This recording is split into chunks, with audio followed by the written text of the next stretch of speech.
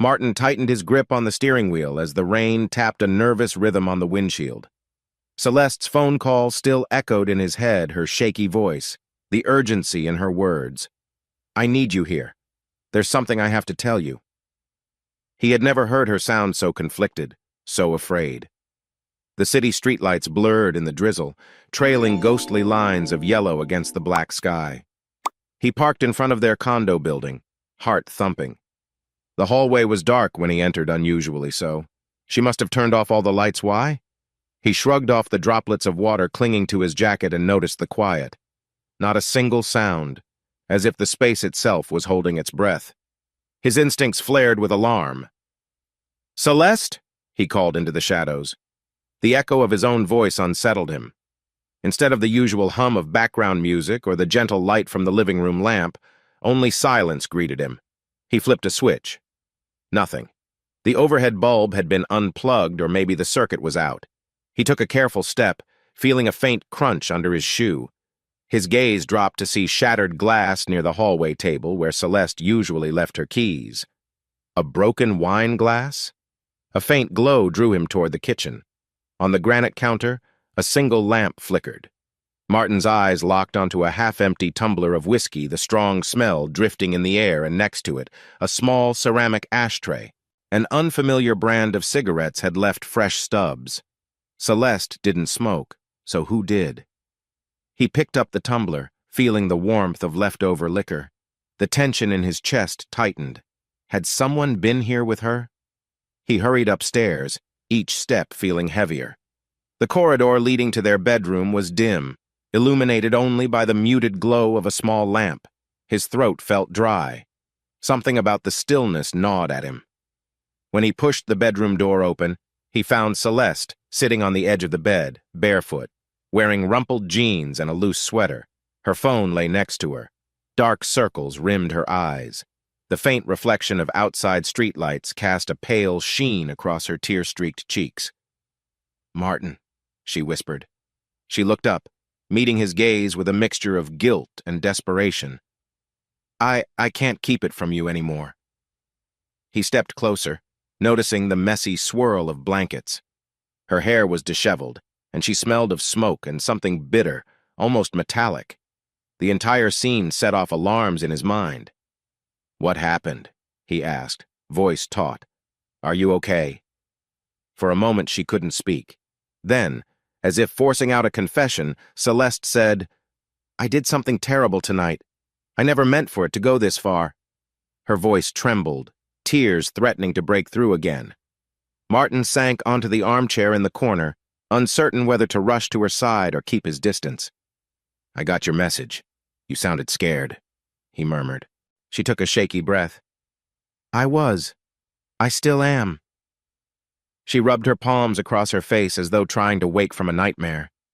"I needed you here because I can't hide it anymore.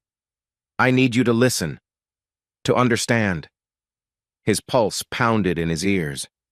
Part of him wanted to demand answers. Who's smoking those cigarettes? Why was the glass shattered? Why is the power off downstairs? But something in her eyes halted him, a raw sense of panic he wasn't used to seeing in his usually confident wife. Celeste swallowed hard, then glanced away, staring at the wall with a distant focus. She paused, swallowing again. "I've been having these thoughts, cravings, like I want something more, something wild that I can't get from just us." She let out a strangled laugh. "That sounds insane, doesn't it?" Martin's hands tightened on the armrests. "Celeste, what are you talking about?" The hush of the night air magnified every breath they took. She looked back at him, eyes glistening under the faint glow. "I'm talking about change, about stepping outside boundaries, including another person." Her lips parted as if she wanted to say more, but she hesitated. His voice came out sharper than intended. "Are you saying no?" He shook his head. "Wait, who's the other person? Is someone else?" "You want me to be honest?" she asked, voice low. "I've considered being with someone else." She clenched her jaw, gaze falling to the crumpled sheets behind her. "Maybe another woman." He froze, confusion colliding with an unexpected wave of dread. A woman? There was a flicker in Celeste's eyes, part shame, part strange excitement.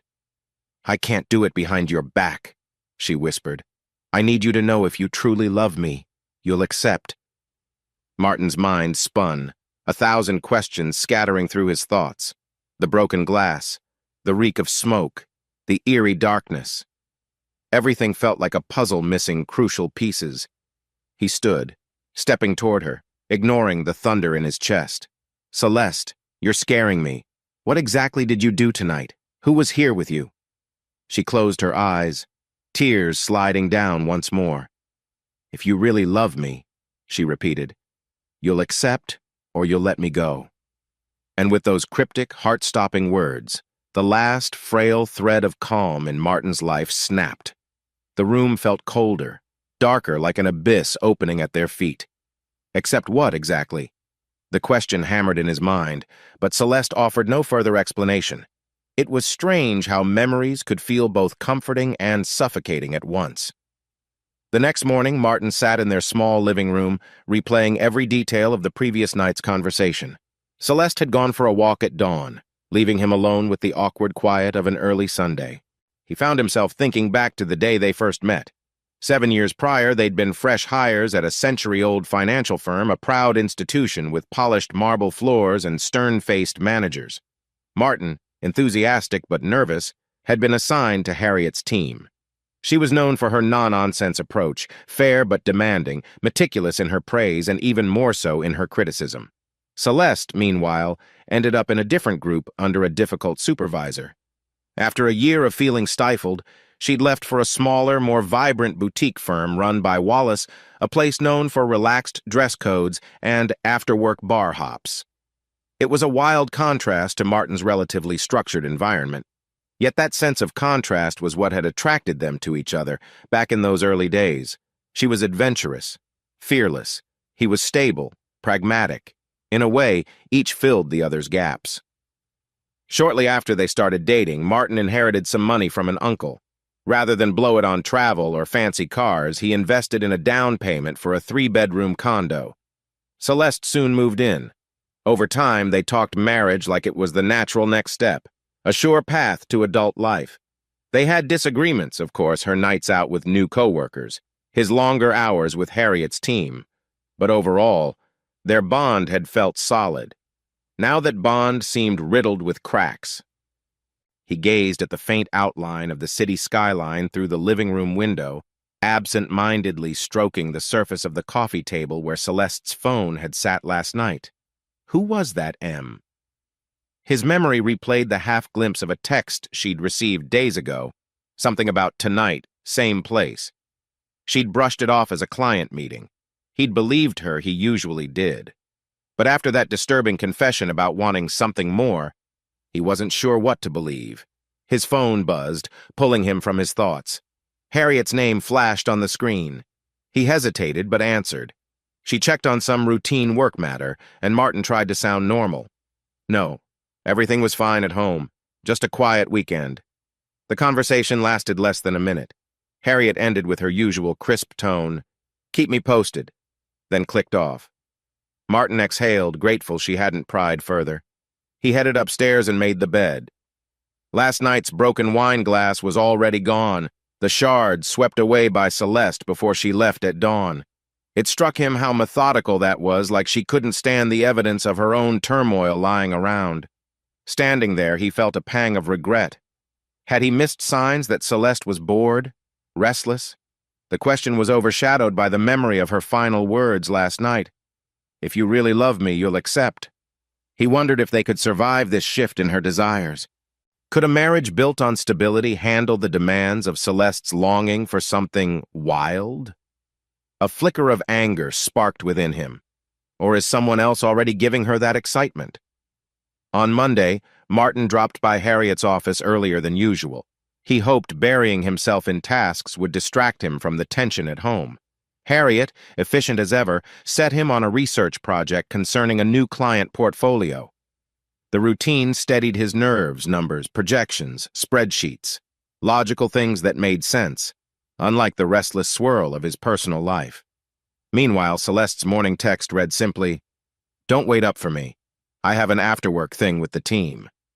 Martin stared at the screen, noticing his chest tighten. Another team gathering? He recalled her saying it had become a near-nightly ritual at Wallace's firm happy hours that sometimes drifted late into the evening. By 5 o'clock, Martin's unease grew. What if that mysterious text from M was actually for tonight? He mulled over calling Celeste, but decided against it. He didn't want to come off as controlling or paranoid. Then again, the hollow pit in his stomach refused to vanish. Around 6, Harriet approached his desk. "Good work today, but you look distracted," she remarked, her eyes sharp. "Everything all right?" Martin forced a small smile. "Just a lot on my mind. Nothing major." Harriet nodded once, clearly unconvinced but too professional to pry. With a simple, "Take care of yourself," she left him to gather his briefcase. It was nearly 7 when he finally pushed through the double-glass doors of his office building. The evening sky was a muted blend of pink and gray, city lights flickering awake. He caught the faint rumble of music from a bar down the street. Could Celeste be there or somewhere like it? An impulse nudged him. Check her phone if you can. He wasn't proud of the thought, but after last night's odd confrontation, he felt cornered. He needed some clue, some piece of the puzzle. He remembered the time he saw a text from M on her screen. Maybe that name belonged to Marcus or someone else entirely. At home, Martin's worry shifted to confusion. Celeste's phone, usually left on the kitchen counter, was gone. Instead, he found a note in her handwriting. "Running late, don't wait up. Straight to the point. No mention of who she was with or where." Frustration gnawed at him, but he tried to rein it in. He heated up a microwave meal, forced down half of it. It tasted like cardboard. He got up and aimlessly tidied the living room. The memory of the half-empty whiskey tumbler from the other night still haunted him. That moment she'd told him about another woman possibility. Her cryptic references to new experiences, he replayed it in his mind, searching for a logical explanation. The doorbell rang, making him jump. He opened it to see a fresh-faced woman carrying a file folder. She introduced herself as Megan, a junior representative from a rival firm who wanted to discuss a potential collaboration Harriet had arranged. It was odd for her to show up at his home address. "Harriet said you might be open to going over preliminary data with me," she explained, cheeks tinted with mild embarrassment. "She gave me your address when I asked if I could drop this off. I hope I'm not intruding." Martin's eyes flicked over the folder. He realized Harriet must have guessed he was too preoccupied to handle extra tasks at work and decided to send Megan to lighten his load. He ushered Megan inside briefly, and they spoke for a few minutes about numbers and deadlines. Her visit was strictly professional, but it highlighted how Harriet quietly kept an eye on him, even if she didn't know the full story of his personal life. Once Megan left, Martin felt a pang of loneliness. Even the presence of a polite stranger had momentarily dulled the tension in his chest. Now, the emptiness returned. Celeste was out there, somewhere, living a version of her life he no longer fully understood. The swirl of suspicion only grew. Was she meeting M tonight? He clicked off the living room light. The condo sank into gloom once more, reminiscent of that fateful night. As he stood in the dimness, he wondered if Celeste's quest for something more had already begun, drifting outside the lines of their marriage. Tuesday afternoon brought a new jolt of upheaval. Martin was updating a client's financial plan when he received a brief phone call from Celeste. "Hey, can you do me a favor? Lana's in trouble. Something about her ex, Spencer. She needs somewhere to crash for a bit." Martin blinked. "Wait, Lana? The co-worker you mentioned you want her to stay here?" "Yes," Celeste said flatly. "We have 2 spare bedrooms anyway. Trust me, she's got nowhere else right now. I told her you'd be cool with it." His jaw tightened. "She told her co-worker I'd be fine with a stranger moving in?" He kept his voice calm. "Sure, Celeste, if it's that urgent." "Thanks," came her relief-laced reply. "I'll text you the details. She'll come by this evening." By 6, Martin was home, tidying up one of the spare rooms. The quiet condo felt slightly claustrophobic with Celeste absent so often. The memory of that broken glass, the strange tension in the air, never fully left his mind. Now he was about to let someone else into this unsettled space. But if Celeste trusts Lana, maybe she's safe to have around. A knock startled him. When he opened the door, a young woman with a friendly half-smile stood on the threshold, lugging a backpack and a small suitcase. Her wavy light brown hair was pulled into a loose ponytail, and she wore a casual blazer over a white shirt, giving off a mix of professional and relaxed vibes. "You must be Lana," Martin said, stepping aside. "Come on in." "Thanks," she exhaled, sounding both exhausted and relieved. "Sorry to show up like this. Celeste told me well. She said it wouldn't be a problem." He pointed down the hall. "Spare room is straight ahead. Bathroom's next door. Let me help you with that suitcase." As he grabbed the handle, he noticed Lana's hesitation, like she was embarrassed to impose. "I really appreciate this," she murmured. "My ex, he's been a little intense since we broke up. I can't stay at my apartment for now." "No worries," Martin offered. He tried not to pry, though curiosity flared. What did Spencer do? Why is she in danger? Once they settled her things, the two headed to the kitchen. Lana eyed the near-empty fridge. "I can whip something up if we have, like, eggs or some leftover veggies?" Martin gave a short laugh. "I'm not exactly well-stocked. Celeste rarely cooks these days. She usually orders takeout, or we fend for ourselves." He felt a twinge of awkwardness referencing Celeste's new habits. Lana nodded, rummaging for a can of soup instead. "Let's do soup and sandwiches if that's okay," she suggested. Within minutes, she'd set out a simple meal. Martin found the normalcy strangely comforting, the quiet bustle of someone else in the kitchen reminding him of simpler times before Celeste's cryptic confessions. They chatted about safe topics, Lana's role at Wallace's firm, how she'd started only a few months ago. She casually mentioned that Celeste was an amazing mentor, always ready to help new employees get settled. Martin stiffened inwardly. That side of Celeste still exists? The supportive co-worker? Sometime after 8, Celeste walked in. Martin hadn't heard her arrive at first. She drifted in quietly, eyes slightly bloodshot, like she might have had a couple of drinks. Lana jumped up, greeting her with obvious relief. Celeste returned the hug with a subdued smile. "How are you holding up?" Celeste asked Lana, voice soft. Then she turned to Martin. "Everything okay here?" He nodded, noticing the faint whiff of alcohol and perfume that lingered around Celeste. "We're good. Grab a plate if you're hungry." Celeste brushed off the invitation. "I ate earlier." She laid her purse on the counter, then eyed Martin for a moment. A tension filled the air, unspoken questions passing between them. Where was she this time? Did she meet someone or something more innocent? Lana, sensing the strain, cleared her throat. I think I'll head to bed early. Thank you both for letting me stay. I promise I won't be a burden." Martin mustered a polite smile. "Of course. We're glad to help." As Lana disappeared down the hall, Celeste gave Martin a curt nod before retreating upstairs herself. Martin stayed behind, leaning against the counter, heart heavy with the swirl of new dynamics. He'd never expected to share his home with a co-worker of Celeste's, especially under circumstances so vague and tense. Are we turning into strangers under the same roof? He wondered. And just like that, a new layer had formed in the uneasy puzzle of their marriage.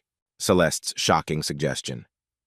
A thin slice of late-afternoon sun cut across the living room floor, highlighting motes of dust drifting lazily in the air.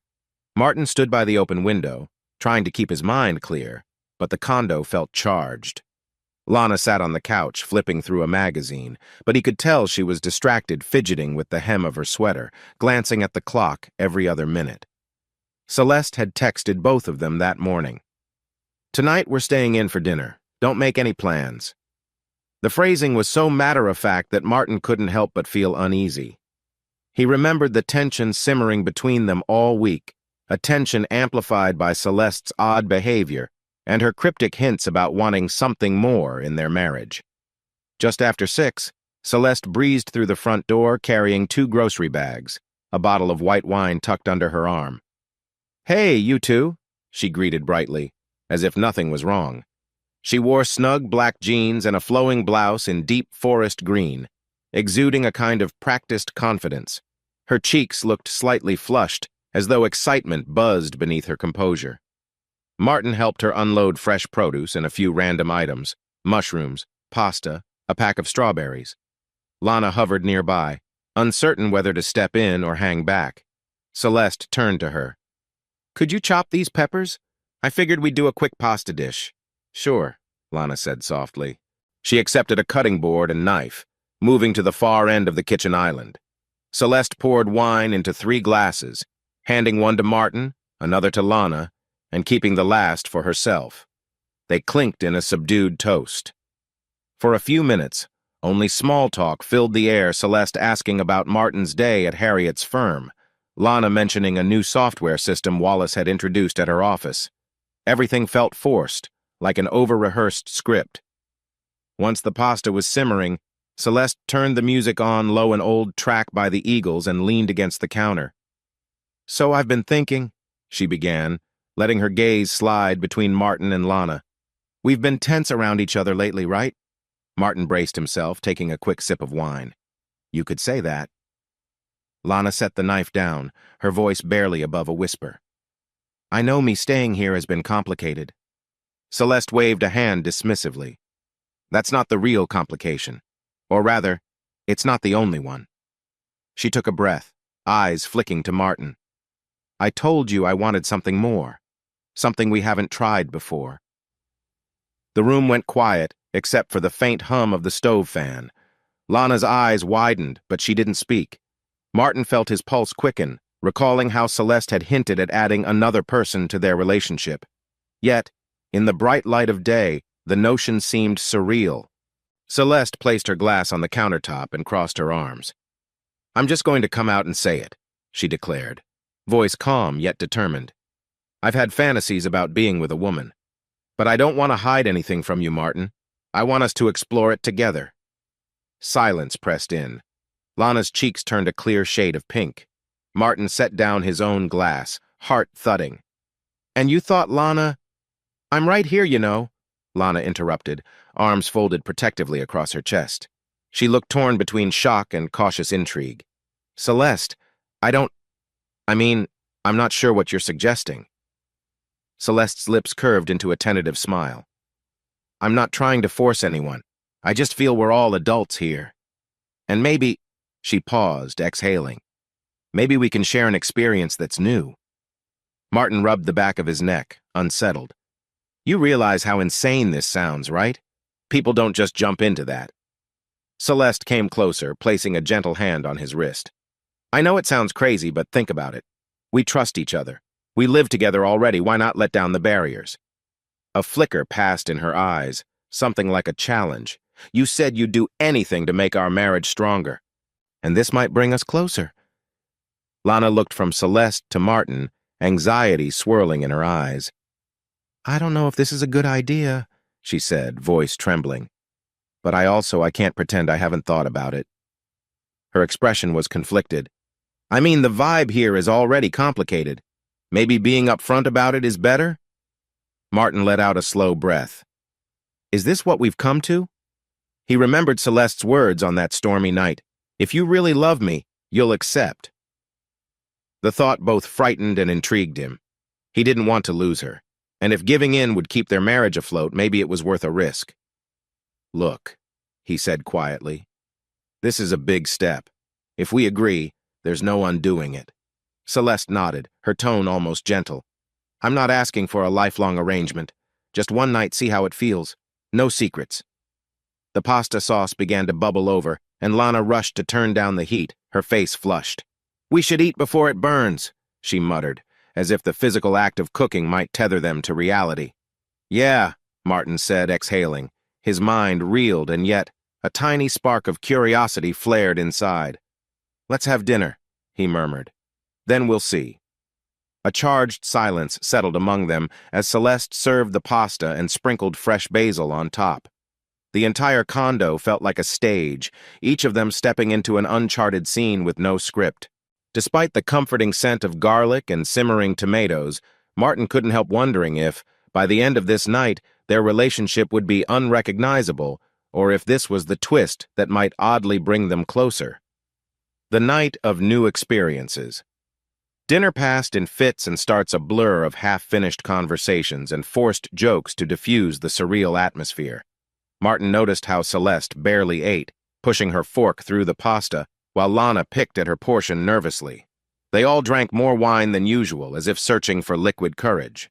When plates were cleared, Celeste suggested they move to the living room, a flicker of excitement behind her eyes. She grabbed a small speaker, switching from mellow rock to a deeper, more pulsing rhythm, a modern track with a subtle bass line. Lana sank into the corner of the sofa, arms tucked under her knees.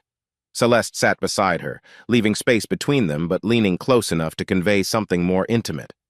Martin hovered on the adjacent armchair, tension coiling in his stomach. Part of him wanted to run upstairs, lock the bedroom door, and pretend this bizarre idea had never been mentioned. Another part of him, the one that feared losing Celeste, held him in place. As the music swelled, Celeste reached for a small container on the coffee table, opening it to reveal a few soft, pastel-colored pills. "This is just a little bit of X," she said, her tone gentle, "to help us relax. We don't have to, but it might lower inhibitions." Lana's eyes flicked to Martin, uncertainty shining in them. She cleared her throat. "I've tried weed before, but this might be too much." She paused, then added, "But I'm curious." Martin thought about protesting, but Celeste's pleading gaze caught him off guard. After a moment's hesitation, he said, "One each, then. But let's not overdo it." Within minutes, they shared the mild rush of warmth spreading through their veins, a heightened awareness of the low lighting and the swirling music. Celeste edged closer to Lana, brushing fingertips along her forearm. The contact made Lana's breath catch. Meanwhile, Martin's heart hammered unsteadily. "Martin," Celeste said softly, beckoning him to join them on the couch. He stood, swallowing his nerves, and settled at Lana's other side. The closeness of their bodies, the faint smell of perfume mixed with wine, created an intoxicating swirl. Celeste took Lana's hand, giving it a reassuring squeeze.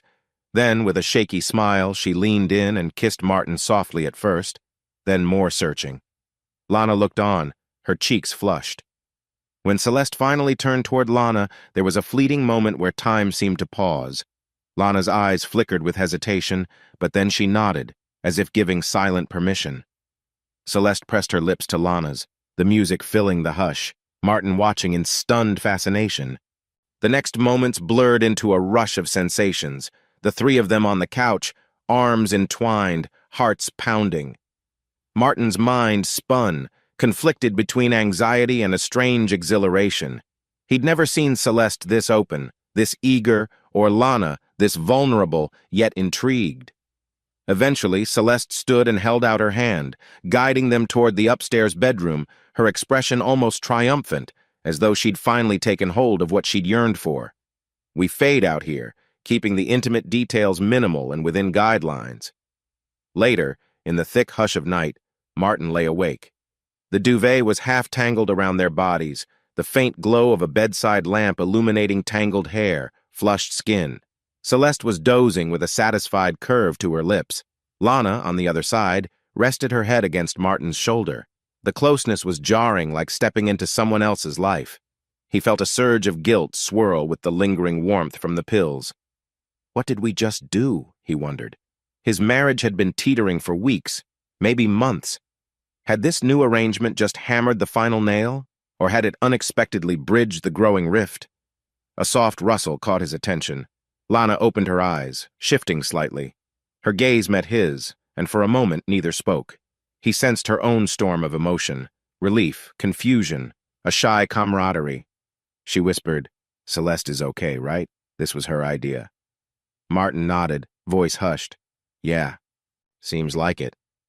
But inside, he wasn't so sure. Celeste might have gotten exactly what she asked for, but something about the entire night felt precarious. Just then, Celeste stirred, blinking awake.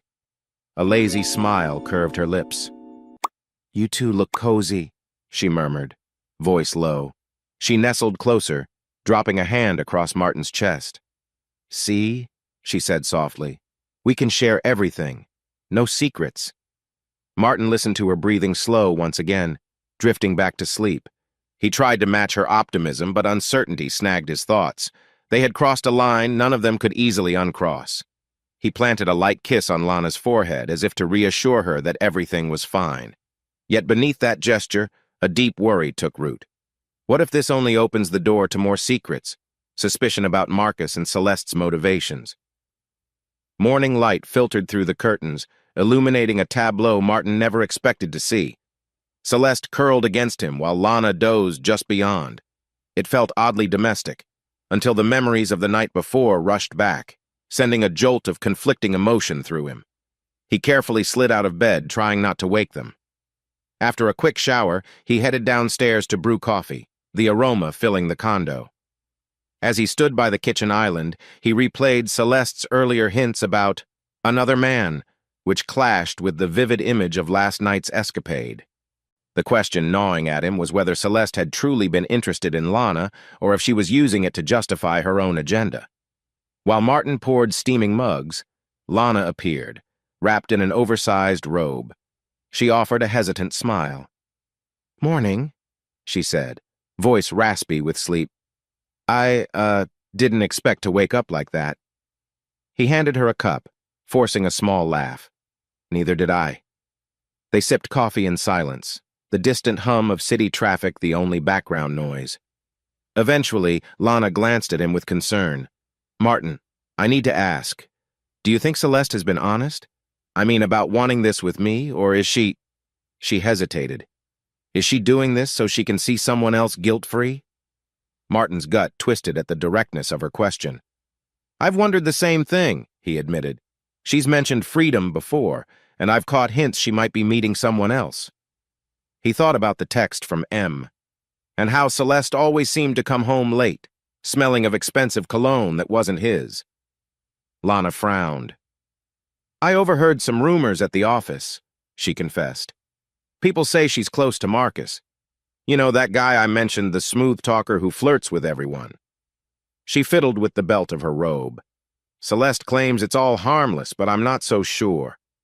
Before Martin could respond, Celeste appeared on the stairs, hair tousled, wearing one of his old t-shirts.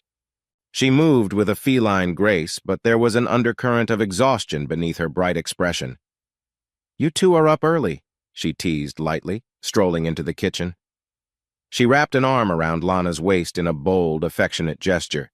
Then, leaning closer to Martin, she brushed a hand across his shoulder as if reaffirming her bond with both of them. "Coffee?" Martin offered, trying to keep his tone even. "Please," Celeste replied, eyes flicking between him and Lana as though gauging the temperature of the room. "I was thinking we could do something fun later," she added. "Maybe go shopping or head to that new brunch spot near the harbor. We deserve a treat."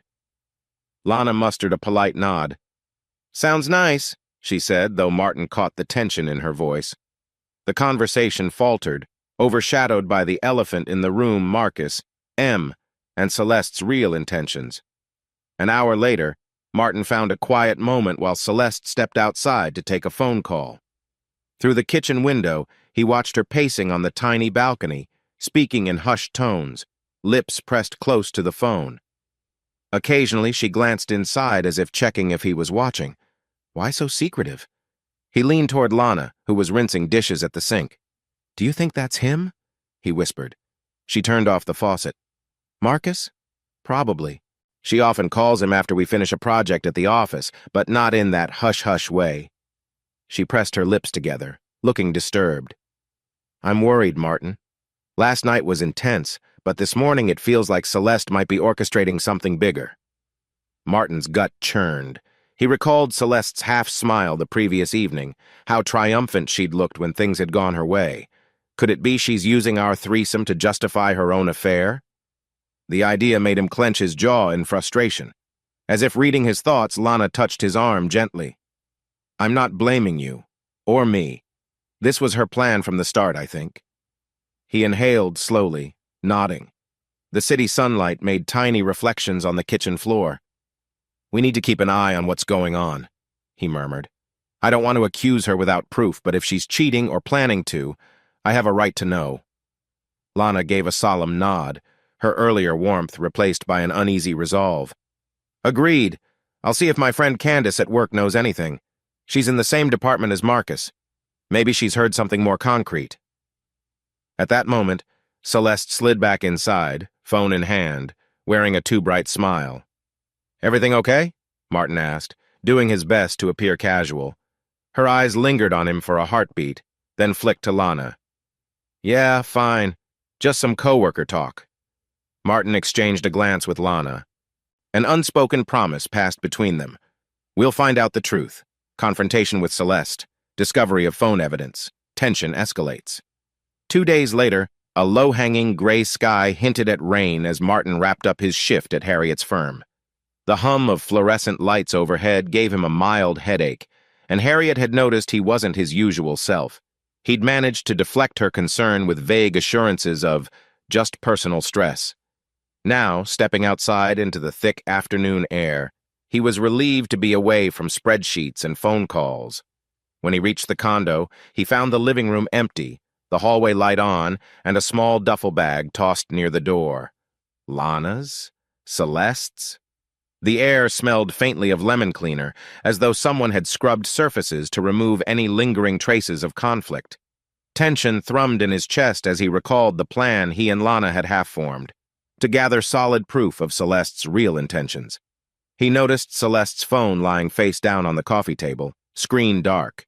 She'd been protective of it lately, never leaving it unattended for long. Now was his chance. Feeling guilty but determined, Martin grabbed it and hit the power button. The lock screen required a code, but sometimes Celeste typed it in front of him. He tried a combination of her birthday digits. Nothing. He tried another sequence from her sister's birth date. Still locked. His anxiety spiked. Just then, footsteps echoed near the front door. Heart pounding, Martin replaced the phone exactly as he'd found it. Lana stepped in, carrying a grocery bag and wearing a startled look. "Hey," she said. "You look jumpy." He exhaled. "I tried checking her phone. Couldn't get in." Lana pressed her lips together, setting the grocery bag on the table. "I get it. This is bigger than all of us now." She glanced around, voice dropping. "Celeste texted me earlier, said she'd be home late again. She's out with some co-workers, but I suspect she's with you-know-who." Martin's shoulders tightened. "Marcus," he muttered. Lana nodded grimly. "I do have something else, though. My friend Candace overheard Marcus bragging about drinks with a certain married woman. He didn't name Celeste, but..." She shrugged. "All signs point to her." Anger flared in Martin's chest. "So while she's pushing me and you into bed together, she's sneaking off to meet him? This is twisted." Before Lana could respond, the front door clicked. Celeste strode in, face registering mild surprise at seeing both of them. "Oh, hey! Didn't realize you'd both be here so soon." She placed her keys on the console, forcing a casual smile. "I was out, but the meeting wrapped earlier than expected." Martin narrowed his eyes, stepping forward. "Meeting? With Marcus, right?" Celeste stiffened momentarily, then laughed, though it sounded hollow. "Marcus? We worked together, sure, but I wasn't with him tonight." "So you say," Lana chimed in, arms crossing. Her tone was sharper than usual. Celeste shot her a warning look. "What's with the interrogation?" Martin braced himself. "We have a right to know," he said, voice trembling with frustration. "You've been hinting at hooking up with someone else. You orchestrated that night with Lana. Are you using us as cover for your own affair, Celeste?" She snorted, an incredulous edge in her laughter. "Wow, paranoid much? I told you I have no secrets." But as she noticed their unwavering gazes, her composure cracked. "Look, can we not do this right now?" Lana refused to let it drop. "Then prove it," she demanded. "Show us your phone. If there's nothing to hide, no big deal, right?" Celeste's gaze flicked to her phone on the coffee table. A flash of anxiety danced in her eyes before she tried to mask it. "Seriously? My own husband doesn't trust me, and now I have to hand over my phone like a teenager being punished?" "Stop deflecting," Martin snapped, frustration burning in his throat. "Just open it. Let us see that you're not meeting him behind our backs." Shaking her head, Celeste grabbed the phone. "All right, fine." She tapped a code and the lock screen fell away. Martin held his breath, mind whirring. If she's telling the truth, we'll see no suspicious texts. If she's lying, we'll know. She swiped through some recent messages. which looked innocuous enough office group chats, quick notes from Harriet's competitor Megan about a finance seminar. Then, near the bottom of the list, Martin spotted a conversation with a single initial, M. He reached for the phone. Celeste tried to yank it away, but his reflexes were faster this time. "What the hell?" Celeste protested. Martin scanned the most recent line. 9 p.m. tomorrow. Same bar as usual. Can't wait to see you." He glanced up, heart hammering. "Same bar? So you lied," he accused, voice trembling with fury and hurt. "You've been seeing him." Celeste's face hardened, the cracks in her earlier confidence on full display. She reached for the phone, eyes flashing. "I don't have to explain this. If you really had an open mind, you'd understand that me having a bit of excitement doesn't change what we share." Lana's jaw dropped. "Are you hearing yourself? You guilt us into that night, but meanwhile you're sneaking around with Marcus? Do you even care how messed up that is?" A tense hush fell. Martin clutched the phone, every muscle taut. Celeste glared at him, then at Lana, her expression a mix of anger and desperation. "I told you from the start," she finally hissed. "I needed something more. If you guys can fool around, why can't I?" Martin felt a wave of betrayal surge. "That's not what happened, and you know it," he shot back. But Celeste simply grabbed her purse and stormed toward the door, muttering, "I'm done with this interrogation," before slipping outside and slamming it behind her. Martin stood frozen, phone still in his hand, Lana's eyes brimming with concern. The shards of trust lay scattered like broken glass. "We needed proof," he murmured. "Well, we got it." Outside, thunder rumbled in the distance, as if echoing the storm brewing inside their fractured home. Celeste and Marcus caught heated argument at home, Lana attempts to intervene. Martin exited Harriet's office building just after dusk, the city aglow with streetlights against a cobalt sky. A cool breeze blew across his face as he crossed the sidewalk, tension gnawing at his gut. Ever since discovering Celeste's hidden texts with Marcus, Martin felt a grim determination to catch her in the act. Tonight, he would follow the lead gleaned from her phone messages, an upscale bar near downtown. He parked discreetly on a side street. The bar's neon sign flickered red and gold, a stylish haunt for corporate types. Music pulsed from inside as he peered through a wide front window. Sure enough, in the corner booth sat Celeste with Marcus. His heart lurched. She was leaning toward him, her hand lightly resting on his forearm. Marcus whispered something that made her smile, an intimate, unguarded expression Martin used to think was only for him. A sudden rush of anger threatened to overwhelm Martin. He took a breath, stepping out of his car and striding toward the entrance. In that moment, Marcus turned his head, catching sight of Martin through the glass. Their eyes locked. Marcus smirked, then deliberately pulled Celeste closer and pressed his lips to hers. Celeste jerked in surprise, then spotted Martin standing there, face pale with shock. Martin stormed inside, ignoring the curious glances of a few patrons. He reached the booth, voice trembling with rage. "So it's true," he spat. "All those messages, all the lies about working late." Celeste's eyes flashed wide, a mix of defiance and guilt. "Martin, calm down, please." Marcus leaned back, arms spread across the booth in an arrogant display. "You're making a scene, buddy," he drawled, arching an eyebrow. "But hey, can't say I didn't warn you." Martin's hands balled into fists. "Warn me about what?" he snarled. "Stealing my wife!" Celeste hurriedly rose to her feet, placing a hand on Martin's chest as if to hold him back. "Don't do this here," she hissed under her breath. "We'll talk at home." Marcus stood too, every move calculated. "Don't blame me," he said, voice dripping with condescension. "After all, you've been having your own fun with Lana, right?" He offered Martin a mocking grin. "Celeste and I are just balancing the scales." Martin's anger flared hot. Before he could swing a punch, Celeste pushed him aside, muttering, "Let's go now." She shot Marcus a sharp look. "Stay out of this. I'll handle him." Marcus gave a dismissive shrug, like Martin was an afterthought. "Sure, Celeste. I'll see you soon." The subtle emphasis on soon made Martin's blood boil further. Outside, the evening air felt thick with tension as Celeste tugged Martin toward the parking lot. "Don't make a scene," she repeated, sounding more frustrated than apologetic. "This isn't how I wanted you to find out." He halted abruptly, voice trembling. Then how did you want me to find out, Celeste? By seeing texts from your lover? By catching you in a bar with your tongue down his throat? She pressed her lips into a thin line. He's not my lover, she insisted, though her eyes betrayed uncertainty. Not exactly. We've been meeting, talking, exploring the idea of cut the crap, Martin barked, opening his car door. If you're so proud of it, let's talk at home. I'm done humiliating myself in public. They drove in stony silence, each lost in furious thoughts. Upon arriving, Lana, who'd been pacing the living room, rushed over. She took one look at Martin's ragged expression and Celeste's glare, then asked quietly, "What happened?" Martin ignored the question, storming into the hallway. Celeste tried to follow, but he spun around. "No, you and I talk in the kitchen, alone."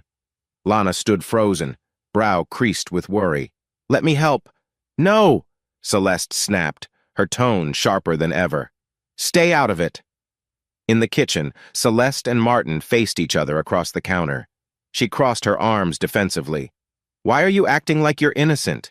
Didn't you enjoy hooking up with Lana? You have your fling, but I'm not allowed to have one?" Martin's breath caught. "That was your idea," he growled. "You practically pushed Lana and me together, and this—" He stabbed a finger toward the door. "This is you sneaking around with some smug bastard who loves wrecking marriages. That's not the same thing." Celeste shot him a bitter look. "You're such a hypocrite. Maybe if you gave me what I need, I wouldn't look elsewhere." His anger boiled over. "What you need? Another man behind my back?" He snatched a nearby dish towel, nearly ripping it in frustration. "Stop insulting my intelligence, Celeste. You want Marcus of all people? The man who openly brags about seducing married women?" She flung her arms out. "And what if I do?" The challenge in her eyes sparked. "At least he doesn't judge me for having desires. He encourages them." A tense hush fell, the overhead light casting stark shadows. From the living room came Lana's soft footsteps, uncertain if she should approach. Finally, Celeste gave Martin a final glare. "I'm done arguing. We can talk later if you calm down." She brushed past him, leaving Martin gripping the edge of the counter, chest heaving. Lana hovered in the doorway, tears glinting in her eyes. "Martin, are you okay?" He shook his head, unable to speak. The house felt like it was collapsing around him, and Celeste's last words echoed, "At least Marcus doesn't judge me." A sick feeling took root, a sense that they'd all plunged past a point of no return. Revelations about Marcus's predatory behavior. Martin contemplates divorce. Internal guilt. That weekend, the condo settled into a tense, uneasy calm. Celeste avoided Martin, stepping out for hours at a time without explanation. Sometimes she returned with a faint trace of men's cologne clinging to her hair. Marcus's brand, no doubt. Martin wanted to confront her, but each time he tried, she snapped back about his own betrayal with Lana. The house felt like a battlefield, with Lana stuck in the crossfire. Late Sunday afternoon, Lana knocked on Martin's half-closed office door. "Hey," she began softly, "I have something you need to see." She clutched a small folder in her hands. He glanced up from his desk, which was cluttered with financial reports he couldn't focus on. "What is it?" She hesitated, stepping in. "It's about Marcus. A friend at my company, her name's Felicia. She works in HR and knows a lot about hush-hush complaints. Marcus has a nasty record." Lana opened the folder, showing Martin a set of anonymous statements. Drug use, pressuring female co-workers to party with him, rumors of hidden cameras. He's basically a predator. And it gets worse. Martin scanned the printouts, his stomach twisting. He read phrases like unwanted sexual advances, threatened to leak photos, and targeting married women to cause trouble. He swallowed hard, recalling how Marcus seemed to revel in humiliating husbands. "He's done this to multiple people?" "Yeah," Lana confirmed grimly. "He finds women who have issues at home. He worms his way in, offers excitement, and then blackmails them or lures them into drugs. I'm not sure if Celeste realizes how dangerous he is." A mixture of anger and fear surged in Martin's chest. "She's falling into a trap and she's dragging me down with her. Does she even care? She said Marcus makes her feel free. More like he's controlling her." Lana stepped closer, voice tinged with concern. "He's good at manipulation. She probably thinks she's in control." Martin let the folder drop onto the desk. I can't keep doing this. I've told myself I'd fix my marriage, but maybe there's no fixing it. She's cheating openly. She's lying. She used me and you as her justification. He exhaled shakily. Maybe it's time to file for divorce. Lana's face flickered with sympathy. If that's what you decide, I'll understand, she murmured. But I don't want you to do it just because I'm here. You know you have your own reasons. He nodded, guilt biting at him. The memory of their wild night together still haunted him. He wasn't exactly innocent. It's not your fault, he said quietly. She practically orchestrated that. But now she's turned it into an excuse to do worse. Just then, Celeste's voice rang out from the entryway. Martin? Lana? She sounded oddly cheerful. Martin and Lana exchanged worried looks, then headed to the living room. They found Celeste leaning against the wall, wearing a triumphant little grin. Guess what? She announced. Wallace asked me to close a big account next week. He's throwing a celebration dinner, and I want you both there. Martin blinked, confused by her sudden change in demeanor. You want me at your company dinner? After everything that's happened? She lifted a shoulder in a shrug, clearly trying to act casual. Why not? We're all adults. We can be civilized in public. Her gaze flicked to Lana with the faintest hint of challenge. Besides, I'm sure Lana's curious about how my workplace runs. Anger smoldered beneath Martin's calm facade. I'm not so sure it's a good idea. Are you going to drag Marcus along too, just to rub it in my face? Celeste's eyes narrowed. Marcus might be there, it's a group event. Don't make it awkward. She turned on her heel. Anyway, I'm not asking permission. I expect you both to be present. Show some respect for my career. She disappeared upstairs, leaving Martin tense with disbelief. He turned to Lana. She's insane. She thinks we can all waltz into that dinner like it's some family outing? Lana frowned. She's up to something.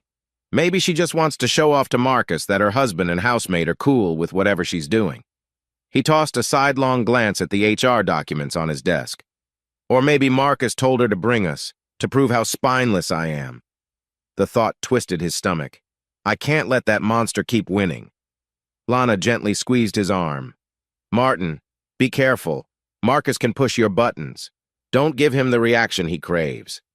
He gave a short nod, eyes dull with dread.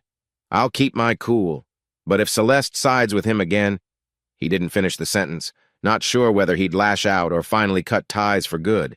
Divorce might be the only escape from this nightmare. The overhead light flickered, and Martin felt it mirrored his uncertain resolve, flickering between heartbreak and fury. Because if Celeste truly wanted to be with Marcus, no dinner invitation would save the pieces of a marriage already in shards. Celeste invites Marcus to a celebratory dinner at home. Confrontation escalates, culminating in a physical altercation. 3 days passed with minimal conversation between Martin and Celeste. Lana attempted to bridge the gap, but each time she tried to mediate, Celeste gave her cold stares or curt responses. Finally, on Friday afternoon, Celeste announced she would host a small celebratory dinner at the condo, apparently deciding not to wait for Wallace's event. The twist? She insisted on inviting Marcus. Martin nearly laughed at the audacity. You want that creep here? In my house? He retorted, recalling the humiliating scene at the bar. Celeste shrugged, refusing to meet his gaze. He's an important colleague, she said in a clipped tone. We're finalizing some client details, and I don't see why I can't host a little get-together. This condo's in both our names, remember? Lana frowned. Is that really necessary? Couldn't you meet him at a restaurant? Celeste's eyes flashed. Why do you two care so much? You've done worse under this roof, she remarked pointedly, referencing their threesome. Besides, I want to show Marcus we're all adults. No secrets, no drama. Despite Martin's protests, that evening found him pacing the living room, fists clenched, as Celeste prepared appetizers in the kitchen.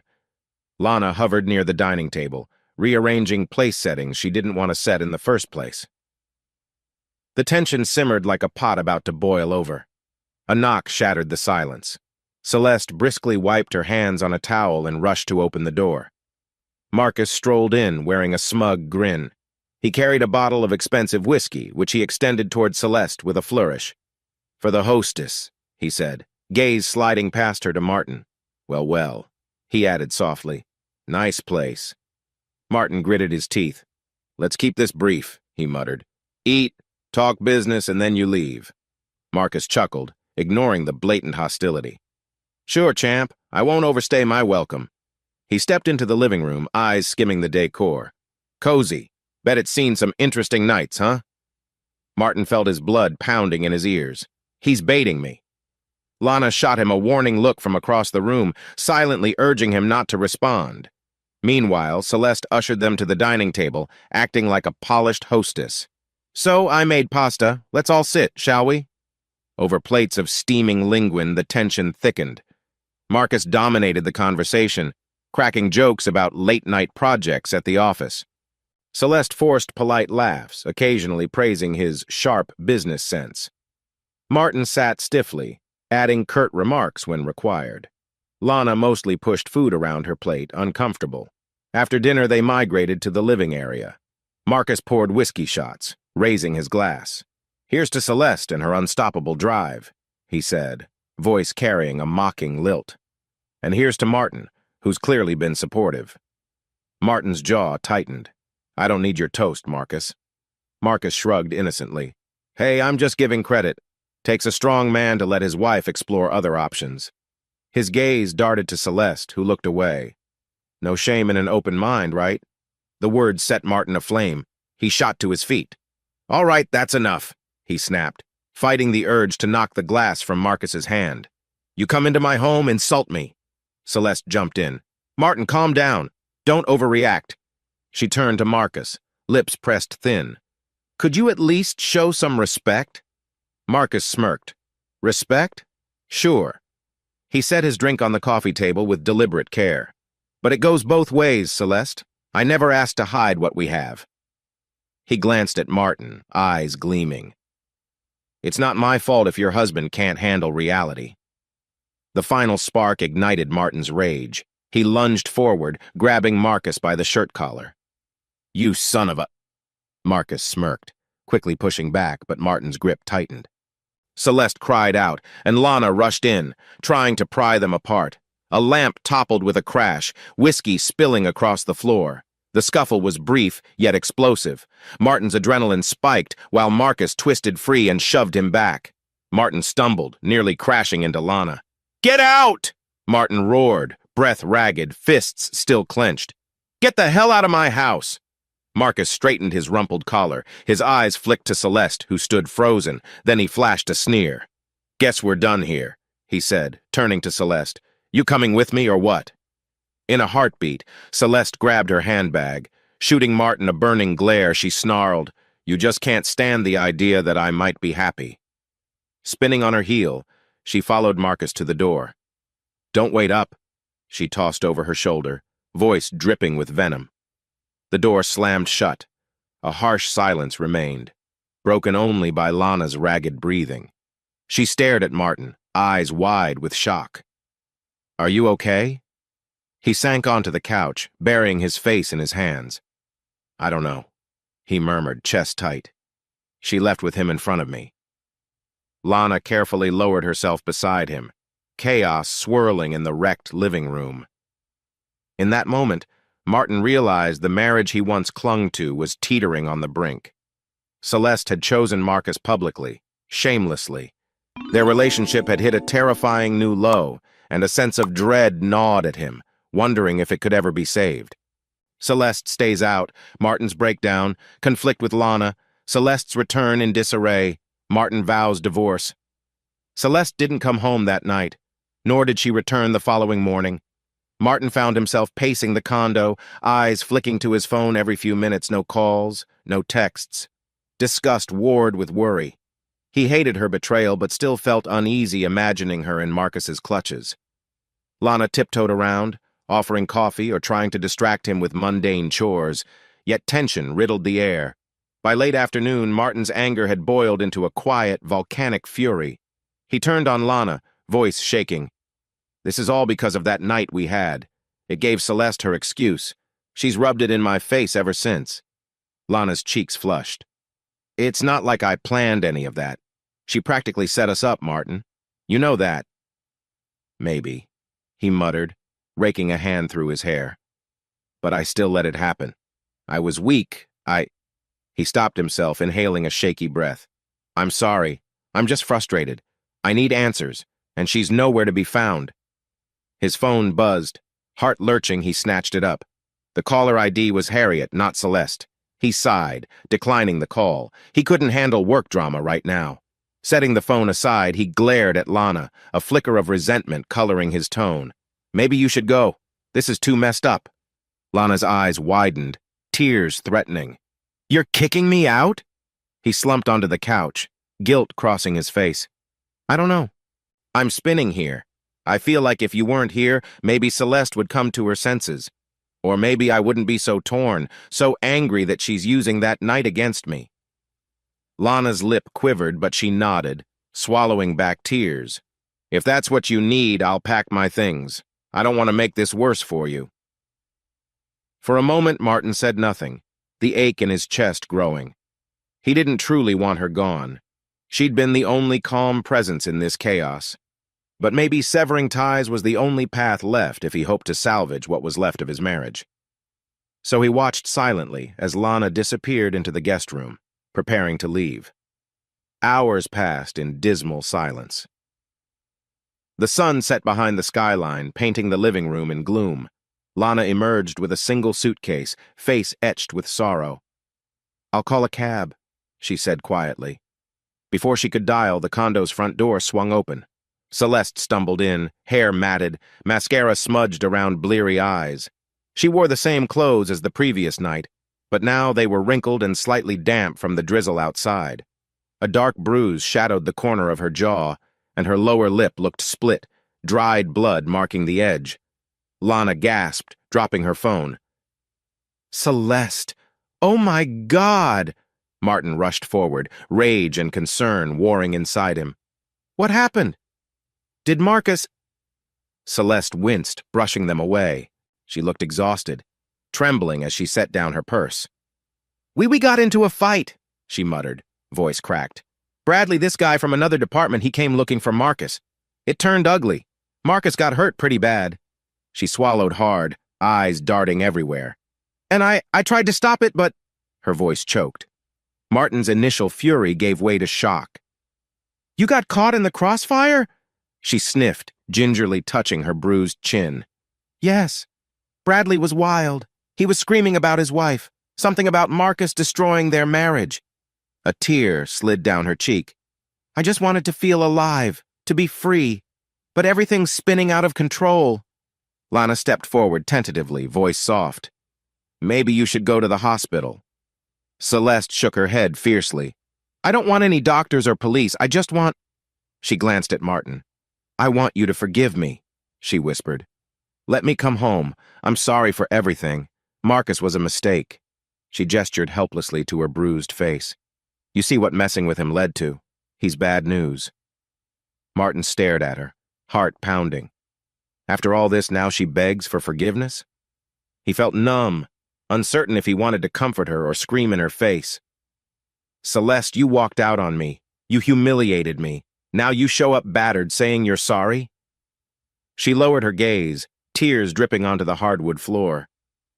I know, I was selfish, blind, but if you give me a chance, I'll fix it, I swear. Silence hung heavy.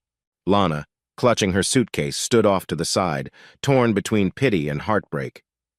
Martin took a slow breath, crossing his arms to steady himself. Fix it? He repeated bitterly. How do we fix this? My trust is shattered. You manipulated me into that night with Lana, used it to justify cheating with Marcus, then you literally leave with him.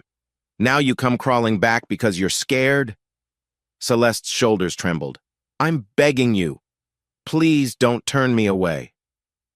Lana glanced from Celeste to Martin, anxiety etched on her face. Martin let out a ragged sigh. In that moment, a cold resolve settled over him. You chose your path, he said, voice low. I can't look past your betrayal. I'm done trying. Celeste opened her mouth, tears trailing down her cheeks. "Martin." He shook his head, unwavering. "We're done. I want a divorce. I've had enough of your secrets, your games. Pack your things. You can stay here tonight for your injuries. But soon, you're out." The words fell like a gavel. Celeste's sob turned into a shaky wail, her eyes darting to Lana as if seeking help. But Lana simply stood frozen, tears brimming in her own eyes. Martin tore his gaze away, heart pounding with finality. He'd threatened divorce before, but never with such chilling conviction. This time, the vow felt real. No matter the cost or regrets, he was certain. The marriage was shattered beyond repair. Bradley appears, reveals Marcus's track record. Marcus threatens Martin. Afternoon light slanted through the half-drawn blinds of Martin's condo, illuminating the dust motes drifting in the air. Lana sat at the dining table, reading over some notes they had gathered, screenshots of Celeste's texts with Marcus, references to his possible drug involvement, and rumors swirling at the boutique firm. Martin paced the living room, every so often glancing at his phone as if expecting a dreaded call. "You think she'll try to come home?" Lana ventured gently, her voice echoing in the tense hush. Celeste had spent the morning locked in the guest room after Martin told her he wanted a divorce. She'd eventually left in a flurry of angry tears, claiming she needed space. "I have no idea," Martin muttered. He was cut short by the buzzer sounding from downstairs. Neither of them was expecting guests, so Martin's brow furrowed in caution. He marched over and pressed the intercom. "Yes?" A man's voice crackled through. My name's Bradley. I need to talk to Martin. It's about Marcus." He sounded nervous, uncertain. Martin's pulse kicked up. "Marcus?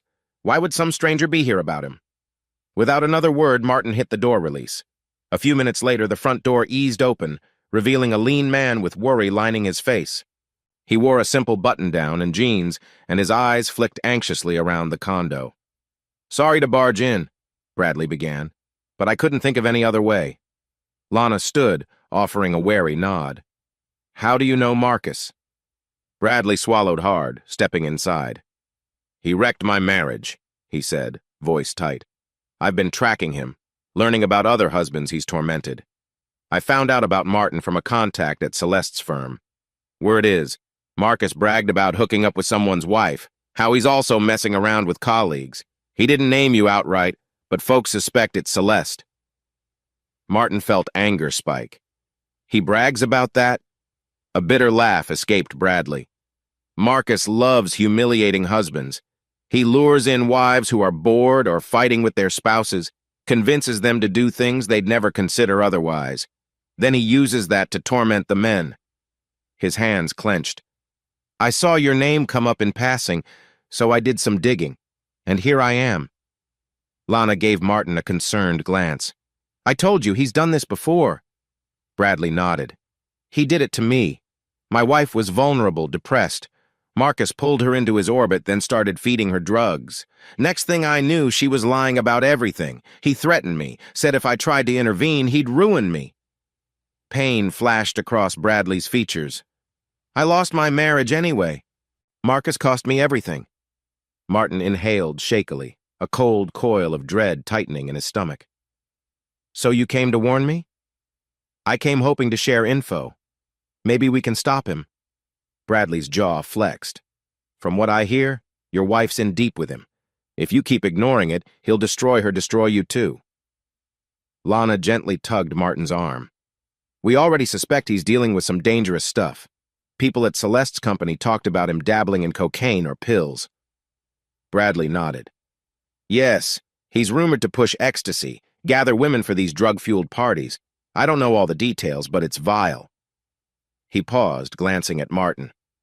"I'm not asking you to do anything illegal, but if we can pool our knowledge, maybe we can pressure him to back off." Just then, Martin's phone buzzed. The caller ID read, "Unknown." Heart thudding, he answered, "Hello?" A familiar sneer rolled across the line. "Hey there, buddy."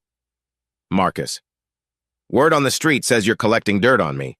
That's a real bad move, pal." Martin's grip tightened on the phone. "You called to threaten me, Marcus?" Marcus let out a mocking chuckle.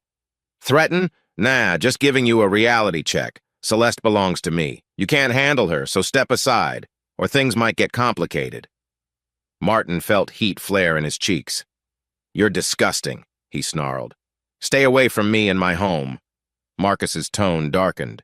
We'll see who stays away when this is done, Martin. Keep messing with me and I'll make sure you regret it. The line went dead. Martin stared at the phone, pulses of rage building, adrenaline surging. He looked at Bradley's tense face, at Lana's worried eyes.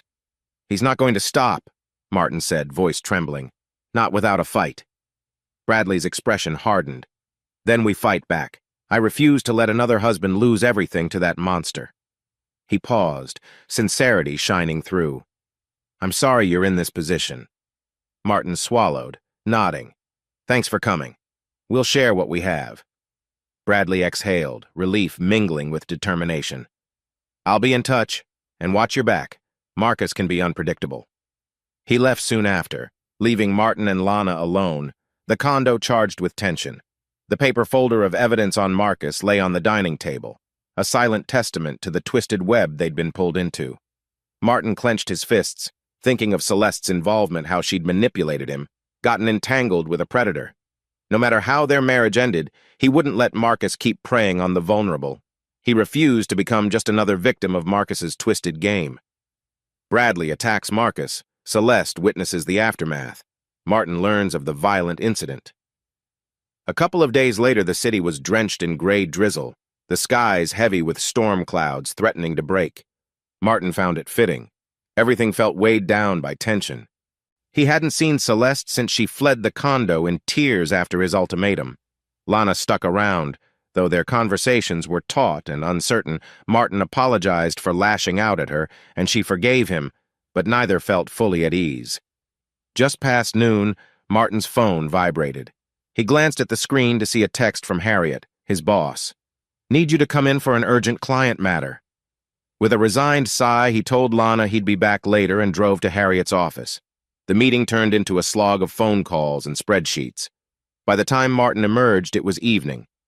Rain now pounded the sidewalk, bouncing off cars and shimmering sheets. He fished out his keys, preparing to dash through the wet darkness to his sedan, when an unfamiliar co-worker, Melissa, approached, eyes wide. Martin, did you hear? Something crazy happened at that apartment complex near Lakeview. A man named Marcus was attacked. Martin's stomach twisted. Marcus Celeste's friend Marcus? Melissa nodded, hair plastered from the rain. Yeah, apparently he was found badly beaten. They say he might not. She trailed off, as if not wanting to finish the thought. I overheard Harriet mention you might know him. I'm sorry if it's, personal. Martin's mind raced. Bradley. The possibility hit him like a punch. He recalled Bradley's quiet rage, his determination to confront Marcus. Thanks for letting me know, he stammered, hurrying away. He texted Lana. Heard Marcus got attacked? You know anything? A few minutes later, she replied, No, but Celeste just called. She sounded hysterical. She said she's at Lakeview. Something about Bradley. Marcus is in bad shape. Martin drove through sheets of rain, adrenaline coursing. He attacked him. Bradley actually did it. The tires hissed on wet pavement as Martin navigated side streets. He arrived home to find Lana pacing by the front window, phone in hand. She rushed out to meet him in the entryway. Celeste called me, Lana explained, voice trembling. She said she was with Marcus when Bradley showed up at Marcus's place. There was shouting, then a fight. She didn't see everything, but by the time she got a neighbor to call 911, Marcus was on the floor, unconscious, a baseball bat lying nearby. Lana's eyes brimmed with worry. Bradley ran off. Martin rubbed a hand over his face, water droplets trailing off his jacket. So it happened. Bradley must have snapped. Lana swallowed. Celeste is terrified. She said Bradley was screaming about his wife, accusing Marcus of blackmailing her, and now Marcus is in the hospital. He might not make it. A swirl of conflicted emotions churned in Martin's gut: anger at Marcus, pity for Celeste, guilt for not stopping any of it. And Celeste is okay? She's shaken up, might have a bruise or two, but she said she's not seriously hurt. Lana hesitated. She asked me to tell you she's sorry, that she regrets everything. She wants you to know she wasn't behind this. Martin's jaw clenched. Of course she regrets it now that Marcus is in a hospital bed. The bitterness in his own voice startled him. He exhaled, staring at Lana's anxious face. I should check on her. Despite everything, I don't want her physically harmed. Lana nodded. She's at the hospital, probably. She didn't specify which one, but I assume Mercy General it's closest to Lakeview. Martin's phone buzzed again. A text from an unknown number. Marcus is critical. Celeste saw everything. Watch your back, Bradley. Martin showed it to Lana. Bradley telling me to be careful? This is surreal. Lana bit her lip. He's obviously serious about taking Marcus down, but I never expected him to go this far. She paused. What do we do now? Martin dragged a hand through his damp hair. I'm not sure. Part of me thinks we should confirm Celeste's safe. Another part can't deal with seeing her so soon after all of this. They stood in the dim hallway, thunder rumbling overhead. Finally, Lana spoke, voice gentle yet firm. Call her, just to be sure she's not stuck in some dangerous situation. You don't have to meet her if you're not ready. Martin stared at his phone, steeling himself. He tapped Celeste's number. It rang several times before her shaky voice answered. Martin? His breath caught. Celeste, you're all right? A pause, punctuated by a sniffle. I'm physically okay, yes. Marcus, he might not make it through the night. The doctors won't say much. Another shaky breath. I'm so sorry. I never wanted this violence. Bradley just lost it. Martin closed his eyes, waves of conflicting emotions swirling. Relief. Celeste wasn't badly hurt. Horror at how far things had spiraled. I heard. I can't come there right now. I'm sorry, it's too raw. Celeste's soft sob crackled over the line. I understand. But Martin, I just want you to know I see now how messed up it was. Everything with Marcus. Martin swallowed his retort.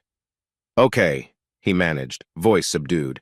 Get some rest. Keep me updated on his condition. He ended the call, heart pounding. Another rumble of thunder jolted him, as if underscoring the chaos overshadowing them all. He looked at Lana. She set her hand on his shoulder. You did what you could. We can't fix everything. Martin exhaled, nodding numbly. Marcus was close to death. Bradley was on the run. Celeste was traumatized. The storm outside felt like a reflection of the unstoppable turmoil in their lives, and there was no telling what lay ahead once the dust settled. Celeste returns, begs forgiveness, confesses the open marriage plan. Martin sees a divorce lawyer. By the next morning, the storm had lessened to a steady drizzle. Martin nursed a mug of coffee in the kitchen, mind flicking from Bradley's assault on Marcus to Celeste's tearful phone call. Lana hovered near the counter, checking for updates on Marcus's condition via texts from a co-worker named Felicia, who occasionally posted hospital rumors on a company chat thread. So far, no official news, Lana said, sipping her own coffee. He's in surgery. Might have permanent damage? Martin stared into his cup, swirling the dark liquid. Bradley's definitely accomplished his goal. Marcus won't be bragging about seducing anyone's wife anytime soon. They heard the front door open. Both froze. Moments later, Celeste walked in, drenched from the drizzle, hair plastered to her cheeks. A faint bruise remained on her jaw from the previous confrontation. She set her purse down with trembling hands. Martin, she breathed, eyes red from weeping. Please let me talk. Lana shot Martin a questioning glance. He nodded curtly for her to stay, then crossed his arms, addressing Celeste. So, talk. Celeste stepped forward, tears threatening again. Marcus is in the ICU. The doctors say if he survives, he'll face a long recovery. Bradley's vanished. I've been answering questions from the police, not sure if Bradley's been arrested or what. She paused, swallowing. I realized seeing Marcus so vulnerable that I never truly cared for him. I just wanted something different. I was tired of feeling trapped. But I see how stupid I was, letting him push me into all this mess. Martin's voice emerged cold. You didn't just let him push you, you embraced him. You walked away from me, from us, repeatedly. She nodded, guilt pooling in her expression. I know. I'm sorry. I got caught up in the thrill he offered. But he's dangerous. I was foolish. I wanted an open marriage so I could do whatever I wanted while keeping you. It was wrong. Her voice cracked, tears slipping down her cheeks. "Martin, please. I'm begging for a second chance. I'll cut all ties with him. I'll do anything." Lana stood to the side, torn between pity and lingering anger. Martin stared at Celeste, heart thumping. "You wanted an open marriage. You manipulated me into that night with Lana, then used it as a license to cheat. You've lied, humiliated me, and put me at risk with a psychopath. Why would I want you back?" Celeste's hands trembled as she clutched her purse strap. "Because we used to love each other, and I still do. I never meant to lose you. Marcus was a detour, a mistake." She stepped closer, voice breaking. "I'll prove it. Just don't file for divorce." Martin hardened, jaw set. "It's too late. I already talked to a lawyer." He paused, forcing the lump out of his throat. Yesterday, after hearing about Marcus's assault, Martin had marched into an attorney's office. He laid out Celeste's infidelity, gathering the evidence he and Lana had compiled. "I have an appointment this afternoon to finalize the paperwork." Celeste's face crumpled, eyes desperate. "You can't. No, we can fix it. I'll do therapy, anything, please." Tension spiraled. Lana quietly backed away, giving them space. Martin's anger smoldered but was laced with a sorrowful finality. "We can't fix this. You chose your path, Celeste, and now I'm choosing mine. It's done." She let out a shaky sob, tears sliding freely. "If I lose you, I lose everything," she whispered. "Marcus was never meant to replace you, I swear." Martin shook his head, exhaustion etched into his voice. "You replaced me the moment you lied and stepped out with him. I'm done playing second to your adventures." "I want you out of this condo." Her shoulders slumped. "Where will I go?" "That's your problem," he answered, though a pang of empathy flickered. "You can figure something out, or stay with a friend until things settle." She nodded, tears still flowing. "I'm sorry," she repeated, voice hoarse. Then she turned and walked stiffly to the guest room, presumably to gather her belongings. Lana emerged from the hallway, brow creased. "You okay?" Martin sagged against the counter, burying his face in his hands. "No," he admitted, voice raw. "But I'm sure about one thing. She's not welcome in my bed or in my life anymore." Lana set a gentle hand on his shoulder, offering silent support. He glanced up, sadness and resolve colliding in his expression. "I need to get to that lawyer's office," he said quietly. "Better to move forward than keep wallowing in this wreck." He left soon after, the clouds outside still hanging low. Despite the chaos swirling, Martin felt a grim sense of direction. He'd set the divorce in motion, no matter how Celeste pleaded. And for the first time in weeks, the path ahead, though painful, seemed undeniably clear. Celeste signs a 45-day separation agreement, tension over Lana's presence, ending on Celeste's despair. The next morning, Martin returned from his lawyer's office carrying a crisp envelope of documents. He found Lana in the living room, absently scrolling on her phone while classical music played softly from a speaker. The condo felt eerily calm, as though bracing for another storm. "How did it go?" Lana asked, standing the moment Martin walked in. He exhaled, holding up the envelope. "We've got a draft separation agreement. My attorney recommended a 45-day period for Celeste to decide if she contests the divorce or not. After that, it's final." His eyes flicked to the closed guest room door. "She's still here?" Lana nodded. "Hiding out since last night. She hasn't eaten much. Heard her crying a few times." Martin's jaw tightened. "Well, we'll see if she's ready to face reality." He gestured for Lana to step aside, then rapped on the guest room door. "Celeste, we need to talk." A shuffling sound inside, then the door creaked open. Celeste stood in rumpled clothes, eyes puffy from tears, hair unkempt. She looked smaller than usual, as though weighed down by regret. "Martin," she murmured, voice hoarse. He lifted the envelope.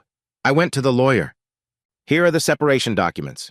They outline a 45-day waiting period. After that, I'll finalize the divorce if I still want to." He paused, forced calm in his tone. "You need to sign them." She gazed at the papers as though they might burn her. 45 days, she repeated dully. "And then everything ends? Unless I decide otherwise. But I'm not promising anything." He handed her the envelope. She took it with trembling fingers, stepping back into the room. He followed, Lana lingering in the hall, uncertain if she should watch. Celeste sank onto the edge of the guest bed, scanning the legal jargon. Property division. Assets, I see you're keeping the condo. Martin nodded stiffly. I bought it with my inheritance before we got married. My lawyer says I can claim it fully. You keep your personal accounts, but the shared bank account's not enough to sustain you for long. Celeste gave a bitter laugh. I guess that's what I deserve. Relying on Marcus's sweet promises of a wealthy lifestyle was a fool's dream anyway. Her eyes brimmed with fresh tears. What about alimony? Martin's lips pressed together. There's a section on spousal support, but minimal. The agreement says you won't be left destitute, but no cushy settlement. She read in silence for a while, occasionally sniffing. Finally, she looked up, voice barely above a whisper. I'll sign. But what about these lines about me not interfering if you want Lana? Martin's face tightened. It's a clause that you can't make a claim of adultery or misconduct to get more money. My lawyer put it in, given the circumstances. He hesitated, gaze dropping.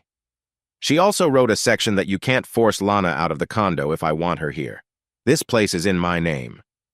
Celeste flinched, tears slipping down her cheeks. So you'd rather keep her than me, your wife? Martin inhaled sharply. You lost the right to call yourself my wife when you chose Marcus. He forced the words out, though they stung. Lana's done nothing wrong. She's staying as long as she wants. Celeste let out a ragged sob, staring at the floor. This is so humiliating. I never imagined it'd end like this. He offered no consolation. Sign or don't. But if you don't, my lawyer will press for a contested divorce. You'll end up with less than this agreement offers. Slowly, Celeste took a pen from the nightstand, flipping to the signature lines. Her hand trembled as she scrawled her name, sealing the terms that would shape the end of their marriage. The final flourish of ink felt like a death knell to everything they once had. She set the papers aside, tears streaking her face. 45 days, she echoed again, voice hollow. And in that time I can't see Marcus, can't force Lana out, can't do anything? Martin nodded. Essentially, yes. The agreement states you're welcome to stay here if you follow my conditions, or you can leave. But either way, if you try to sabotage me or Lana, you're gone for good. Celeste collapsed against the pillows, covering her face. Her shoulders shook with silent sobs. Martin watched, arms folded, wrestling with guilt and anger. A part of him almost wanted to comfort her, but the memory of her betrayals held him back. I'll be in the living room, he muttered, stepping out. Lana hovered in the hallway, worry etched into her features. Did she sign? He nodded, expression grim. Yes. She's got 45 days to prove she can follow my conditions, or I file the final divorce. Even then, I'm not convinced I want her in my life anymore. A pained silence. Lana glanced at the closed door. And me? Should I go? Martin's posture softened. No, unless you want to. I'm not sending you away. I meant what I said. You're welcome here. She offered him a small, sad smile. Okay, if that's what you want. He exhaled, tension thick in the condo's air. I just want some peace, and for Celeste to accept that she can't toy with people's lives. His voice dropped.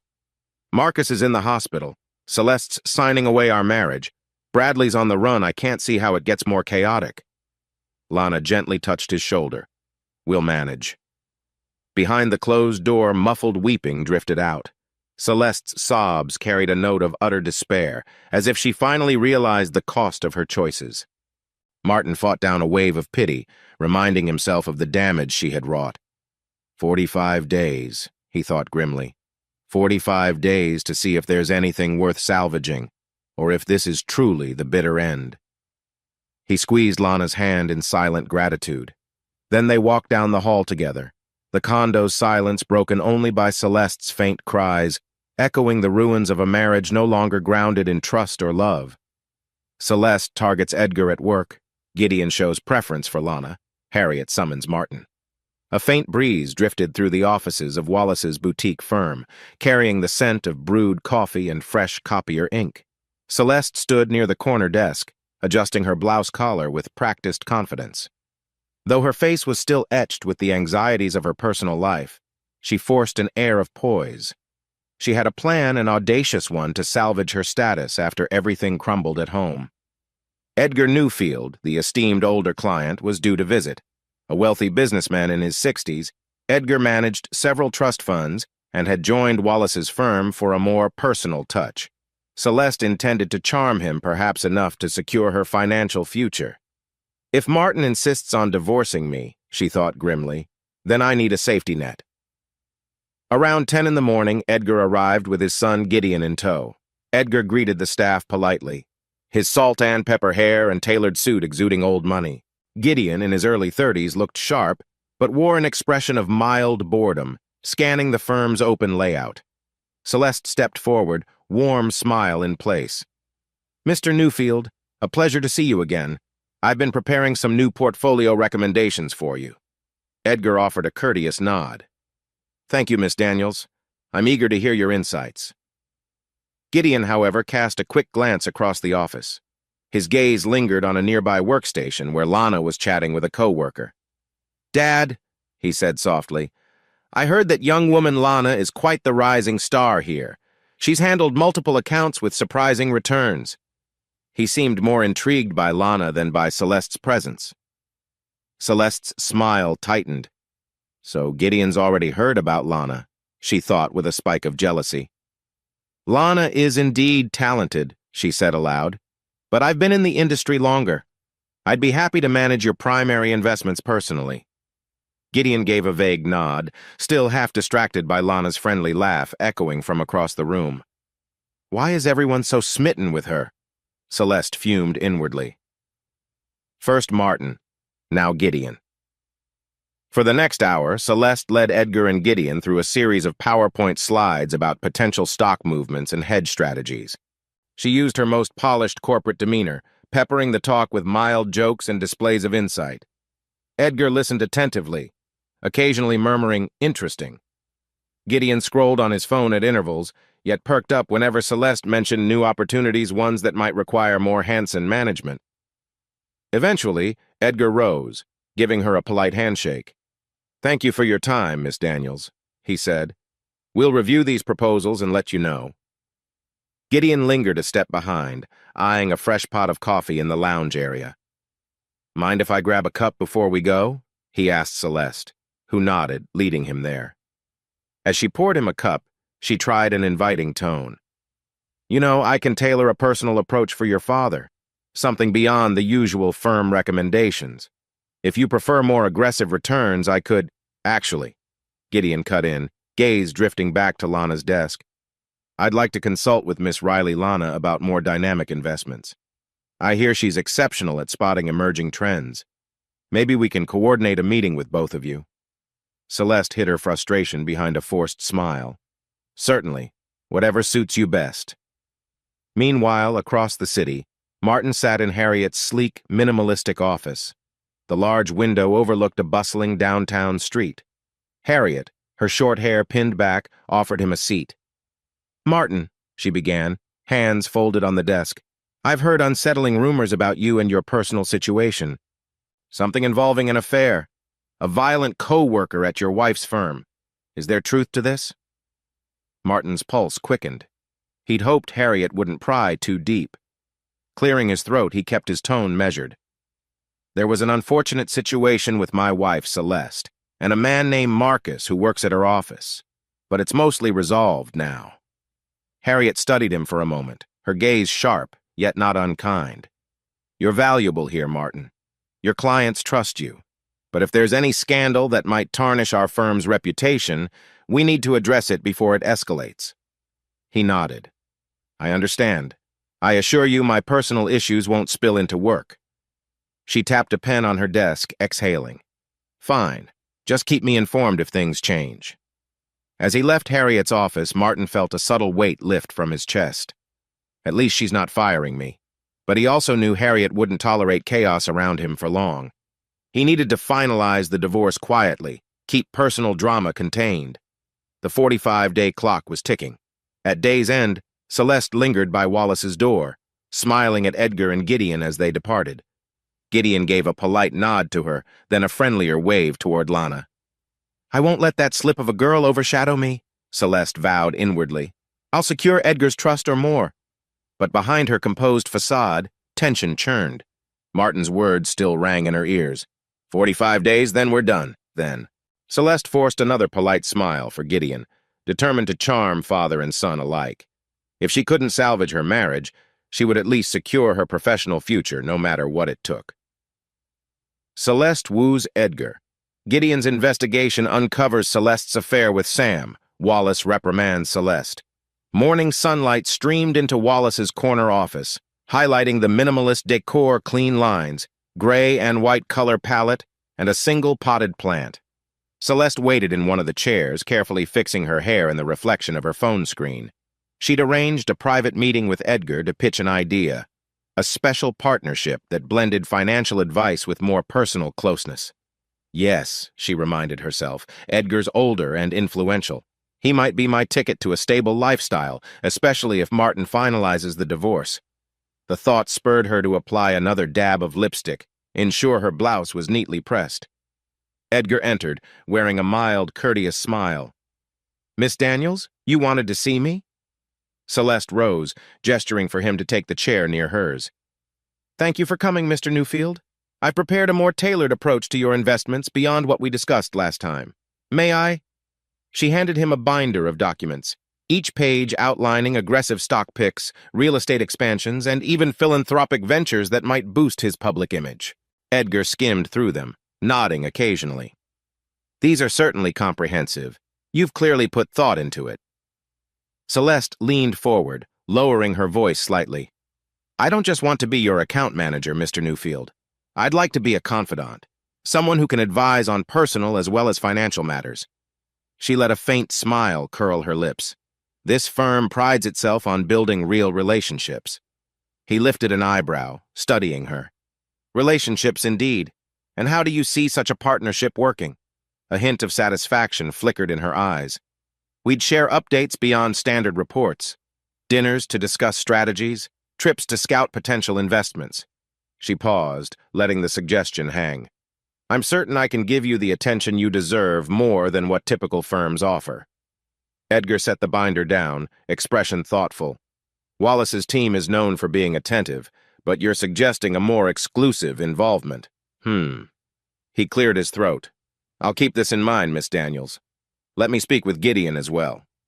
At that moment, the door opened. Gideon stepped in, apologizing for interrupting. He tapped the face of his phone. "Dad, I found some concerning info," he said quietly, glancing at Celeste. "Could we talk?" Edgar waved for him to continue. "We're among professionals, son. Speak freely." Gideon hesitated, then said, "I did a quick background check on staff handling our accounts, Miss Daniels included. Dad, you might want to see something." He held out his phone, and Edgar scrolled through an article. Celeste's pulse leapt, her stomach twisting in sudden dread. Though Gideon didn't say it outright, Celeste caught a glimpse of key phrases: scandal, affair, Sam, dispute. A co-worker named Sam apparently had been involved with Celeste at some point, rumors swirling about them hooking up at a corporate retreat. The same article hinted at Celeste's rocky personal life, referencing rumors of Marcus. It painted a picture of a woman chasing influential men, her finances shaky amid a looming divorce. Edgar frowned, handing the phone back. "Miss Daniels, is this accurate? Are you embroiled in multiple relationships at work?" Celeste forced a laugh, though panic clawed at her insides. "That's gossip, Mr. Newfield. The office can be vicious with rumors. Please don't believe everything you read." Gideon cleared his throat. "I also dug around the company's HR logs. There was a complaint about Miss Daniels showing favoritism to a male coworker named Sam. He's no longer here, but apparently it caused quite a stir. If we're considering deeper ties with you," he gestured at Celeste, "we need clarity." She bristled, cheeks flushing. "Sam, that was nothing serious. People exaggerated. She caught Edgar's cool, evaluating stare and realized her attempt to seduce him was plummeting. Damn it, Gideon. You meddling just then, the door swung open again. Wallace, the firm's head, stood there, face set in displeasure. Celeste, we need to talk. Now. He threw a sharp glance at Edgar and Gideon, forcing a polite nod. Gentlemen, please excuse us for a moment. The Newfields left with guarded expressions. Celeste's heart hammered as Wallace shut the door, turning on her. You're a top performer, Celeste, but we've had multiple complaints.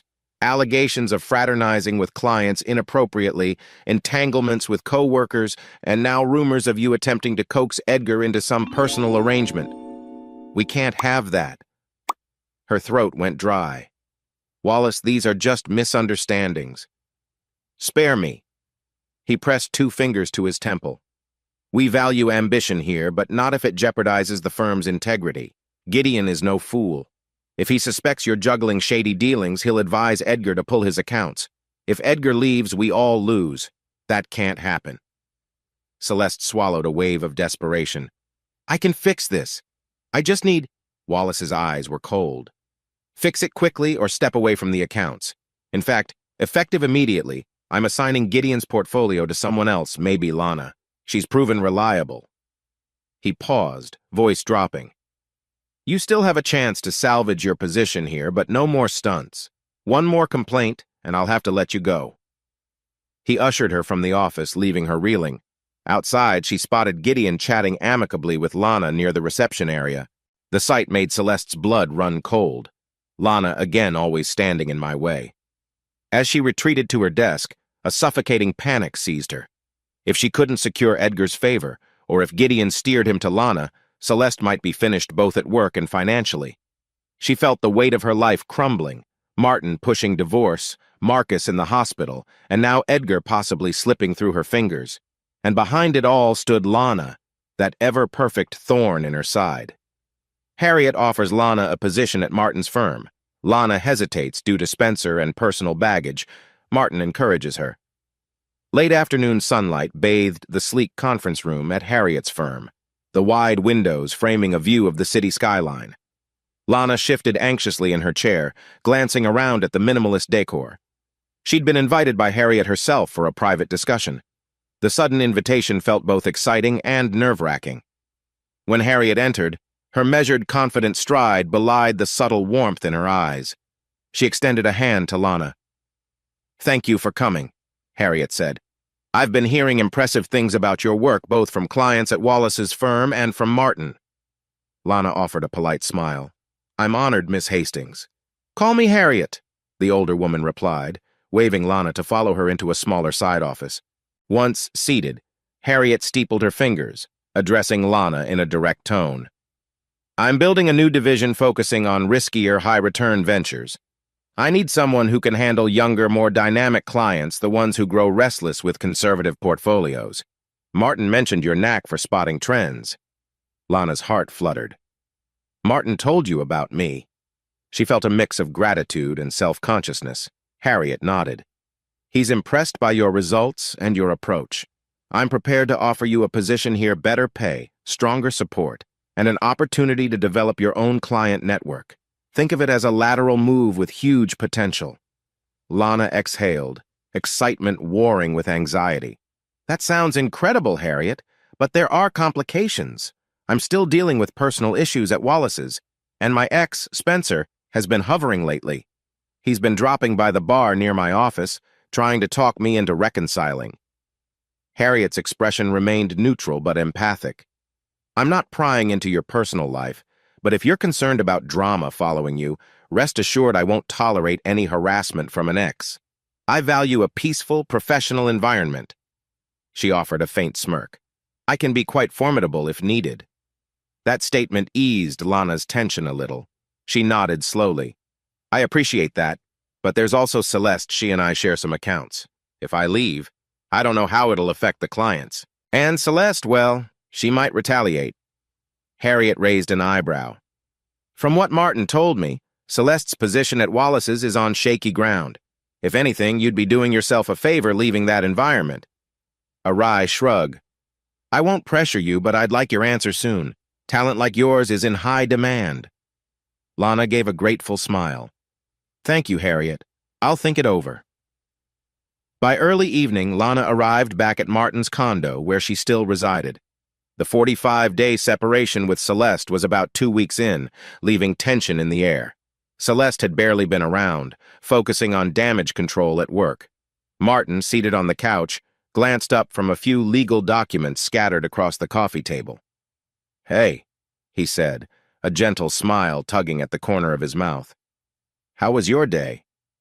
She settled beside him, recounting Harriet's job offer and her uncertainties.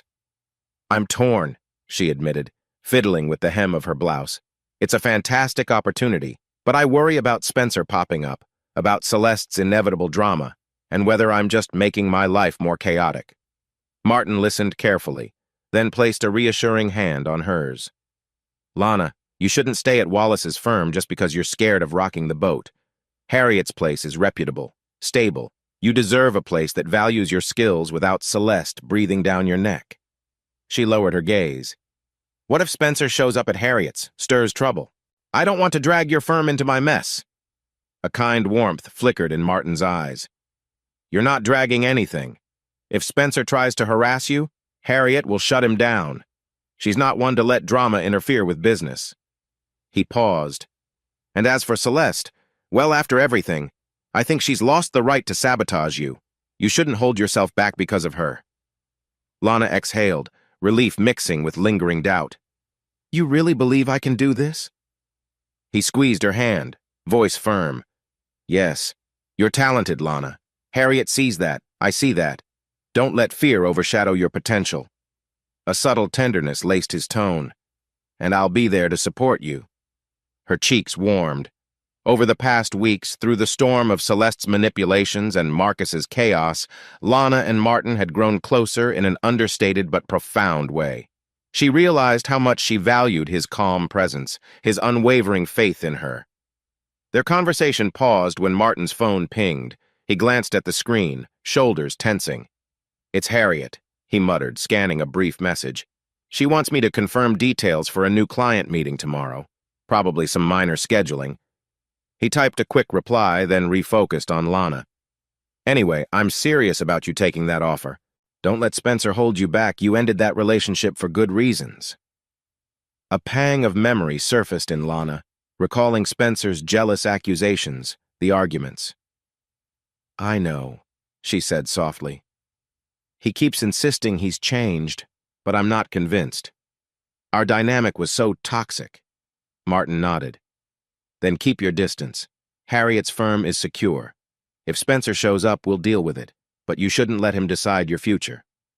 Lana mustered a smile. "Right. I'll give Harriet my answer soon." As dusk settled, they stood by the condo's wide window, watching car headlights streak along the streets below. Lana leaned her head on Martin's shoulder, drawing comfort from his closeness. The hush between them felt peaceful, a respite from the turmoil that still loomed Celeste's sabotage, the final stage of Martin's separation, the uncertain fate of Marcus in the hospital. But for tonight, they savored a sense of calm, and in Lana's chest stirred a quiet resolve. "I can do this. I can step forward, choose a new path." Harriet's firm beckoned, a promising horizon in a life overshadowed by chaos. Lana and Martin share a romantic evening. She accepts Harriet's offer. Celeste tries to contact Martin but is ignored. 45 days near end. A gentle twilight glow stretched across the park's manicured lawns, where the hum of traffic faded behind rows of leafy trees. Martin and Lana ambled along a gravel path, the air crisp with early spring. Golden light illuminated a small pond where ducks glided in lazy circles, leaving shaped ripples behind them. They'd decided to meet here after work, both seeking a moment away from the condo's tension and the lingering dramas. Martin carried a takeout bag with sandwiches and fruit cups. Lana followed, her expression bright yet tinged with anticipation. Tonight felt special, though neither said so outright. They found a quiet bench under a blossoming magnolia tree. As they settled, Lana let out a soft laugh, pointing to a pair of ducks bickering over breadcrumbs tossed by a nearby jogger. "They remind me of us," she teased, "always scrounging for a bite of peace amid chaos." Martin chuckled, handing her a sandwich. "Hopefully we're not as quarrelsome, though I'll admit our life hasn't been peaceful."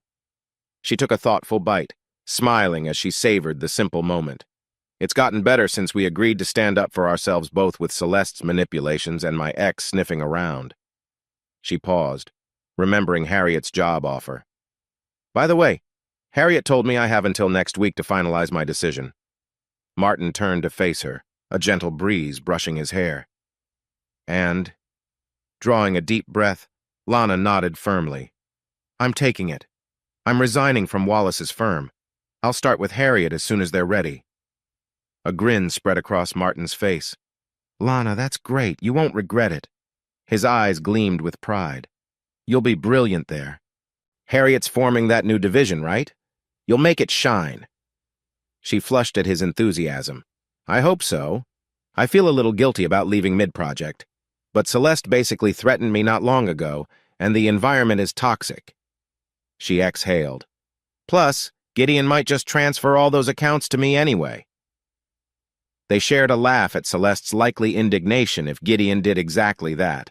The conversation shifted to lighter topics: the best coffee shops near Harriet's building, Martin's client who insisted on investing in antique jukeboxes, and Lana's fondness for adoptable rescue dogs. They lost track of time until the sky deepened from pink to a deeper indigo. At one point, Lana hesitated, voice dropping. Martin, can I ask you something personal? He sensed her seriousness and nodded. Of course. She fiddled with the edge of the takeout bag. We've grown close these past weeks, but do you ever worry we're moving too fast? You're still legally with Celeste, even if it's almost over. Martin paused, scanning her face. I've thought about it, but honestly, Celeste and I ended the moment she chose Marcus over me. The legalities are a formality. I'm done with that marriage. A tiny weight lifted from Lana's chest. I needed to hear that, she murmured. Then, taking a small risk, she scooted closer, letting her shoulder press lightly against his. The warmth of his presence anchored her in this uncertain life. They lingered, watching distant street lamps flicker on. Martin eventually reached into his jacket pocket, pulling out his phone to check the time. He grimaced at the notifications. 5 missed calls from Celeste. He swiped to see a flurry of texts. Martin, I need to talk about the condo. Marcus's condition changed. I need money for a legal issue. Please call me. This is urgent. Lana eyed the screen. Are you going to respond? Martin's jaw tightened. No. She's had every chance to handle her problems. I'm not funding her or Marcus's fiascos. The 45-day window is nearly up. After that, I finalize the divorce. Let her figure out her own life. He locked the phone, letting it drop back into his pocket with a sense of finality. Lana reached for his hand, lacing her fingers through his. You're sure? He nodded, a quiet resolve in his gaze. Yes. I spent months trying to fix a marriage that was all but destroyed. Celeste made her choices. I won't let her drag me back into the chaos, especially now that I see a different future. Her eyes shone. She squeezed his hand gently. I like that. A different future, maybe one with less heartbreak. Martin exhaled, a faint tremor of relief weaving through him. Let's hope. He rose, extending a hand to help her up from the bench. Together they strolled toward the park's exit, passing couples snapping selfies beneath the lampposts. In that moment, Martin felt the closeness he'd once yearned for in his marriage, except it was now found with Lana, who'd been a steady presence in the storm. They reached the sidewalk. A taxi hissed by, splashing through a shallow puddle. The city lights glowed, a tapestry of new beginnings. Martin turned to Lana. Would you like to grab a coffee or head home? She leaned in, brushed a soft kiss on his cheek. How about home? We can celebrate my new job with a simple bottle of wine. A warm flutter coursed through him at her gentle affection. Sounds perfect. They flagged down a rideshare, sinking into the back seat as it glided through neon-lit streets. A comfortable hush enveloped them, broken only by the driver's faint radio. Lana held Martin's hand, eyes half closed, as if reveling in a peace she'd rarely known. Meanwhile, Celeste's frantic calls and texts sat unanswered in Martin's phone. The final days of the 45-day separation loomed like the last mile of a marathon. Martin knew Celeste would try every tactic to reclaim control, but he resolved to tune her out. He'd made his choice, to move on. As they arrived at the condo, Lana and Martin exchanged a private smile, stepping into the softly lit hallway. Celeste was nowhere in sight, likely out chasing some new scheme. Martin keyed into his unit, and they slipped into the cozy warmth, their laughter echoing softly. The tension that once weighed on them felt lighter than ever. In the silence that followed, Lana pulled a modest bottle of wine from the kitchen cabinet. Martin fetched 2 glasses. They settled together on the couch, toasting quietly to fresh starts, new jobs, and a future free from Celeste's manipulations. Though shadows of the past lingered, they believed just for tonight in a brighter tomorrow. The divorce court scene, Celeste arrives alone. Martin is resolute. A somber drizzle clung to the courthouse windows, diffusing the morning light into a gray haze. Martin stepped out of a cab, exhaling as he glanced at the imposing marble facade. Today was the day. 45 days after Celeste signed the separation agreement, he'd pushed forward to make the divorce final. No more delays. Clutching a slim manila folder of legal documents, he entered the busy lobby. Lawyers, litigants, and nervous families milled about under fluorescent lights. Martin spotted his attorney, Sharon Jacobs, a brisk woman in a charcoal suit, scanning a clipboard near the security checkpoint. She waved him over. "Morning, Martin," she greeted, offering a firm handshake. "You ready?" He forced a tight smile. "As ready as I'll ever be. Let's get this done." They proceeded to the second-floor courtroom, a small space lined with wooden benches. The scent of old varnish and musty legal volumes hung in the air. On one side, a bored-looking clerk arranged papers. On the other side sat Celeste, hunched over in a navy coat far too big for her frame, gazing anxiously at the floor. Martin's heart twinged at her appearance. She looked exhausted, dark circles under her eyes, hair pulled back in a careless bun. She noticed him and straightened, mustering a wan smile. "Martin," she whispered, stepping closer. Her voice held a weary tremor. "Can we talk before the hearing starts?" His jaw tightened. "I don't think there's anything left to say." She pressed her lips together, glancing at the nearly empty gallery. "Please, just a minute." Reluctantly, Martin nodded at Sharon, who gave them space. Celeste's eyes welled. "I know I have no right to ask, but are you sure about this? We used to be so happy. I messed up, I know, but I never wanted to lose you completely." Martin fought the surge of pity. "Celeste," he said softly, "we can't go back. The lies, the affair with Marcus, it killed our marriage. You chose your path, and I'm done suffering." She bowed her head, tears slipping down her cheeks. I wish I'd realized how far I'd fallen." Before Martin could respond, the bailiff called them to order. Sharon guided Martin to their table. Celeste shuffled to the opposite side. Alone, her own attorney had evidently withdrawn after non-payment. The judge, a gray-haired man with reading glasses, took his seat behind a broad oak desk. "All right," the judge intoned, scanning the documents. "Martin Hale, Celeste Hale, uncontested divorce. I see Mr. Hale has provided a separation agreement. Mrs. Hale, do you contest any of these terms?" Celeste's voice came out shaky. "No, Your Honor. I accept them." The judge cleared his throat, skimming the property division. "The condo remains with Mr. Hale, assets largely separate, minimal spousal support, very well." He fixed Celeste with a calm gaze. "You acknowledge you're forfeiting claims to the condo and associated funds?" She nodded, eyes brimming. "I do." "All right. Then I hereby approve the terms and grant dissolution of marriage. The final decree will be entered within 2 business days. Court adjourned."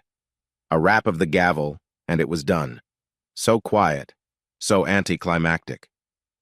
Celeste stood stock still as the clerk handed her a form to sign. Martin felt an odd hollowness.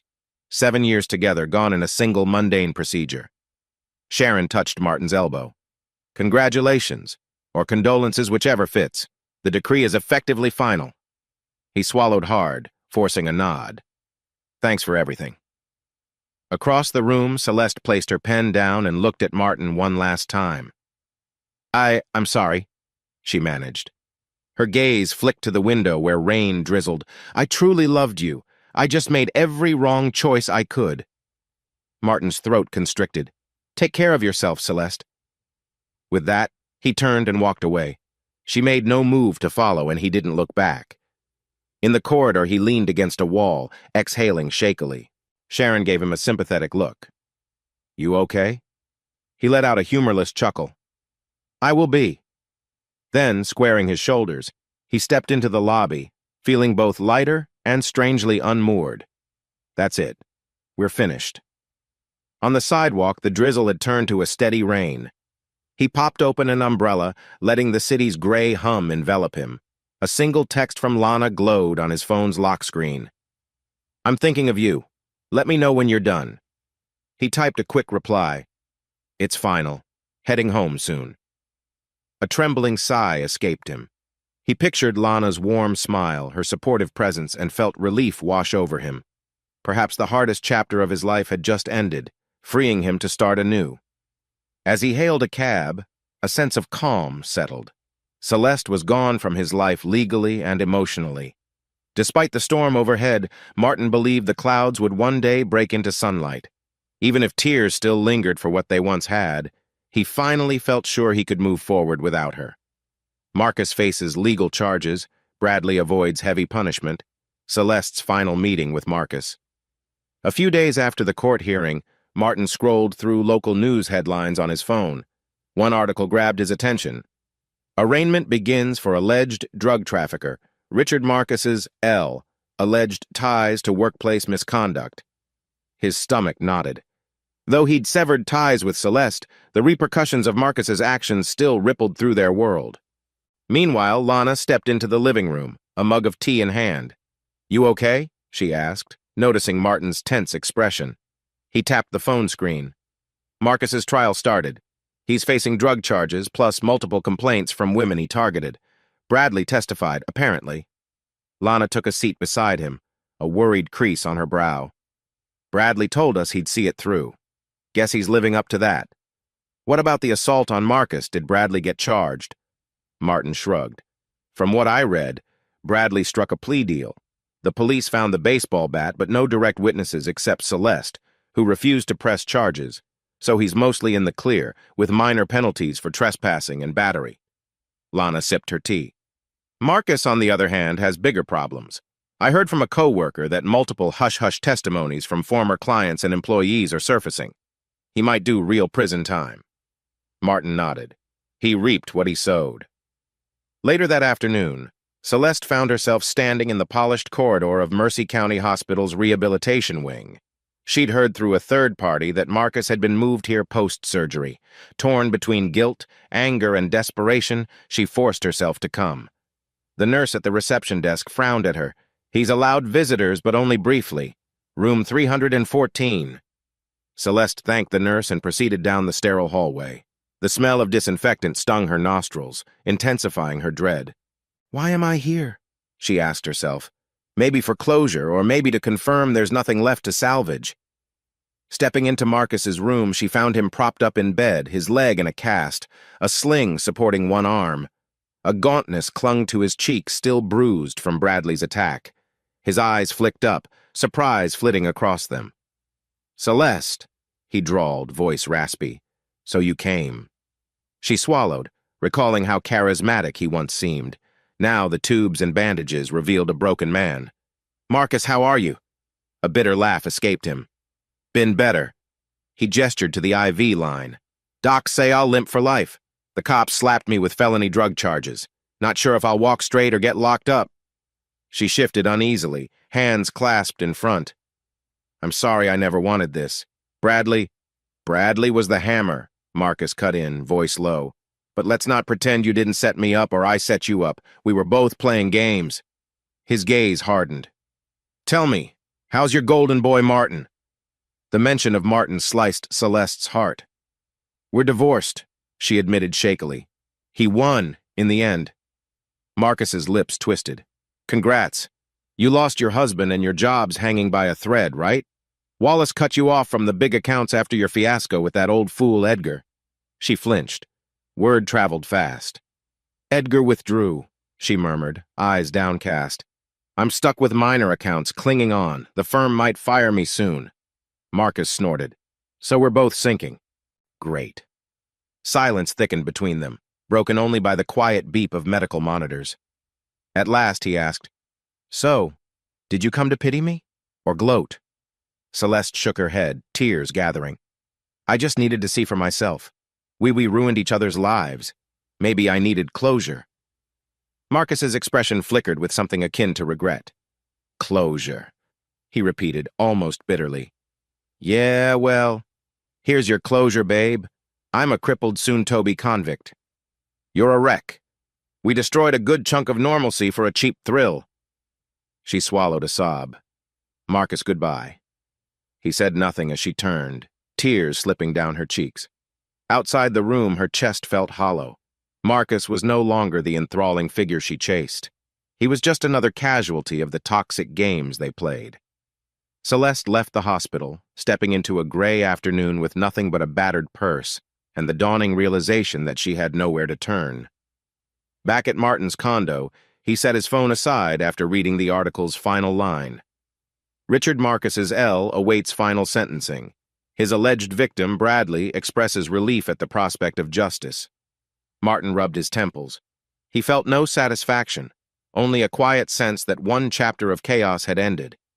Outside, a gentle breeze rustled the tree by his window. The sun broke through a cloud, illuminating a small but growing sense of peace. Martin and Lana go public. Spencer reappears, is rejected. Martin and Lana's relationship stabilizes.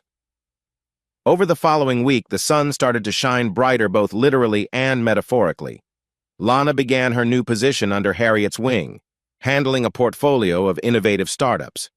Martin, free from the heaviness of his divorce, felt more energized at work. Even Harriet remarked on his lighter mood, though she teased him to keep personal distractions out of the office. One crisp morning, Spencer appeared outside Harriet's building. Lana and Martin had just wrapped up a client breakfast. Exiting the lobby, Martin caught sight of a tall man in a blazer pacing near the sidewalk. Lana tensed beside him. "That's Spencer," she muttered, eyes narrowing. "I hoped he'd stop showing up." Spencer spotted them, striding forward with forced confidence. "Lana," he said, voice taut. "Can we talk?" Martin's jaw tightened. He stepped to Lana's side, hand resting at the small of her back. "Everything you need to say can be said here." Spencer shot him an annoyed glance. "We had history, Lana. You're really going to let it all go? We can fix our relationship if you just give me a chance." She folded her arms, chin lifting. "You've already used up those chances. It never worked, Spencer. You never trusted me. You fought with me over every perceived slight. I'm done with the drama." He took a breath, eyes flicking to Martin. "Is it because of him? This older guy who just got out of a messy divorce? Are you serious?" A flicker of anger rose in Martin, but he remained quiet, letting Lana speak. "It's not about Martin or anyone else," she said firmly. "It's about me choosing a calmer, healthier life. One you never respected." Spencer's expression wavered between frustration and pleading. "I've changed," he insisted. "I'm not the jealous idiot I used to be." She shook her head. "Even if that's true, I'm not risking my progress. I'm happy where I am." She reached for Martin's hand, locking fingers. The gesture spoke volumes. Spencer's shoulders slumped. He stared at their joined hands, resignation dawning. "So that's it?" Lana exhaled, softening only slightly. "I'm sorry, Spencer. I wish you the best truly, but we're done." She motioned to Harriet's building. "If you cause trouble here, Harriet will take legal measures, so please just leave." A tense moment followed. Then Spencer let out a defeated sigh. He shoved his hands into his pockets, turning away. "Fine," he muttered. "Take care of yourself." With that, he walked off, disappearing into the bustle of morning commuters. Martin let out a breath he didn't realize he'd been holding. "You okay?" Lana nodded, a shaky smile forming. "Better than I expected. It felt good to stand firm." He pressed a gentle kiss to her temple, ignoring the curious glances of passing coworkers. "I'm proud of you." The relief in her eyes made him grin. "Let's head up. We have a meeting in 30 minutes, Miss Rising Star." She laughed, nudging him. "Right, Mr. Doting Advisor." That afternoon, Martin and Lana decided to go public about their relationship with Harriet's team. No big announcement, just a casual mention that they were an item. Harriet raised an eyebrow with dry amusement. "Office romances aren't against policy," she said. "But I better not see you two canoodling in the break room." They laughed, promising to keep things professional. Word spread quickly. Most co-workers offered polite congratulations. A few teased Martin about finding love after the drama. He took it in stride, grateful to have left the Celeste fiasco behind. At lunch, he and Lana sat side by side in the firm's cafe, discussing the future, how they might keep personal and professional lives balanced, how Harriet's new division could expand, and whether they'd eventually find a place of their own instead of staying in the condo that once belonged to him and Celeste. As they returned to their desks, Martin's phone buzzed. A short text from an unknown number. "Spencer here. I won't bother her again. Good luck." Martin showed Lana, who gave a relieved sigh. I think he finally let go. That evening, they strolled out of Harriet's building together into a pleasant sunset. The air shimmered with the warmth of approaching spring. "You want to grab dinner at that little Italian place?" Lana asked, a hopeful glint in her eyes. He smiled. "Absolutely. The night is ours." In the golden light, they walked hand in hand, the city's pulse surrounding them. For Martin, this was the life he craved, free of Celeste's manipulations, free of guilt over secret affairs, and guided by genuine affection for someone who stood by him through every storm.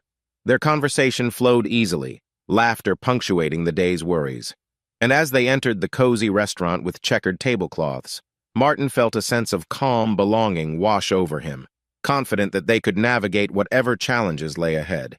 Outside, the last of the day's sunlight faded, leaving the streets awash in soft neon glows. But inside, with Lana's hand in his, Martin found all the light he needed. Epilogue. Martin's condo, new beginnings, a dog named Storm, subtle proposal, Celeste and Marcus fade into the past.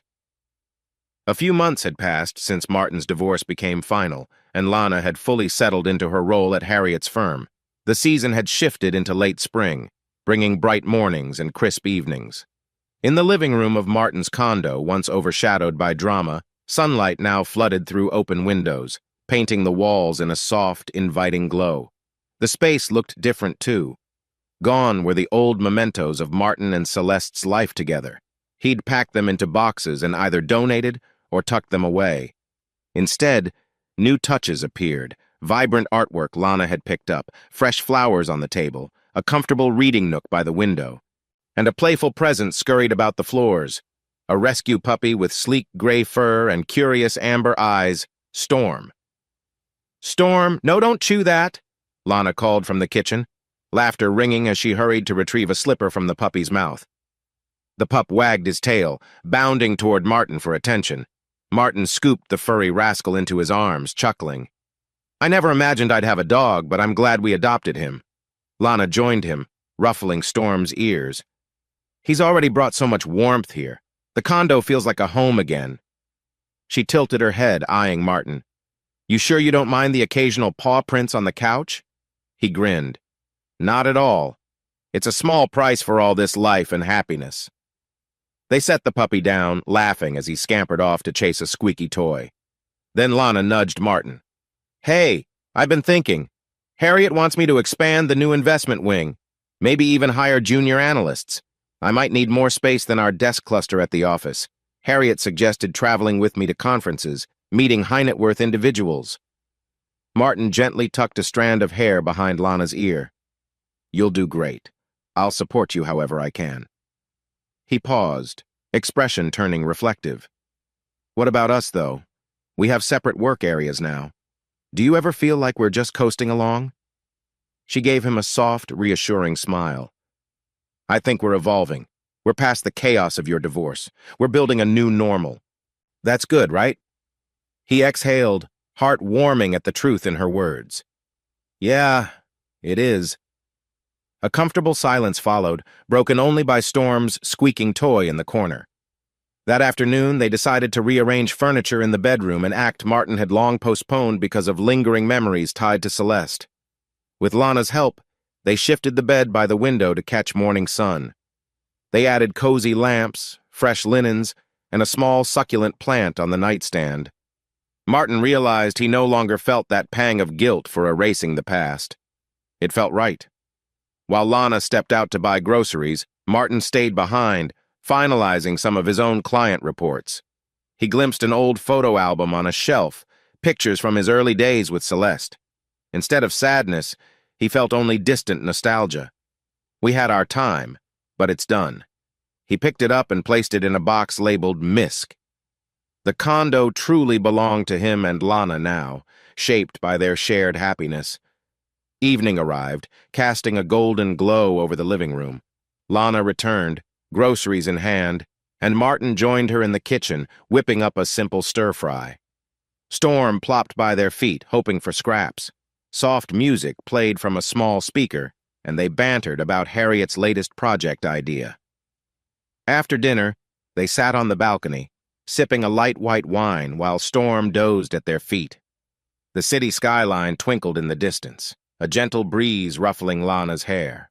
Martin felt his pulse quicken as he turned to her, the words he'd been rehearsing flickering in his mind. "I want more than just dating. I want a future with you."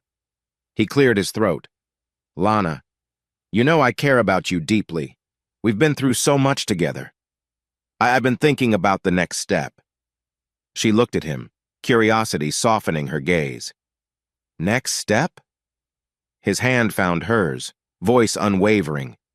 "Moving forward, really building a life together. Will you move into the bedroom for good? Make this place ours truly? If you want that." A soft laugh escaped her. "I kinda already have, Martin. But yes, I'd love that." She leaned closer, eyes shimmering. "Is that your way of proposing?" His cheeks warmed. "Maybe," he joked shyly. "I wasn't sure if we needed rings or something more formal. But yeah, eventually I want to marry you only if you're ready." Her heart skipped a beat, tears brightening her smile. "I'm more than ready. We can take our time planning the details. For now, being with you is enough." They sealed their promise with a gentle kiss, enveloped by the golden pink hues of sunset. In that moment, the condo, once a battleground of marital strife, felt like a sanctuary of renewal and hope. Storm stirred at their feet, tail thumping as if approving of the new arrangement. Somewhere across town, Celeste likely continued struggling with the fallout of her shattered aspirations, while Marcus faced his looming sentence in a hospital-turned-correctional facility. They belonged to a chapter of mistakes and regrets. Martin and Lana had turned the page, forging a life built on trust, warmth, and genuine affection. Night fell softly, and they remained on the balcony, shoulders touching as they dreamed aloud of future travels, maybe adopting another rescue dog once Storm had settled, and how best to arrange time off for a small wedding ceremony. Soft laughter drifted in the starlit air. Whatever challenges might lurk ahead, Martin thought, he faced them with Lana by his side. And so they began their next story, one where the echoes of past betrayals faded, replaced by the promise of shared tomorrows under the quiet hush of an urban sky.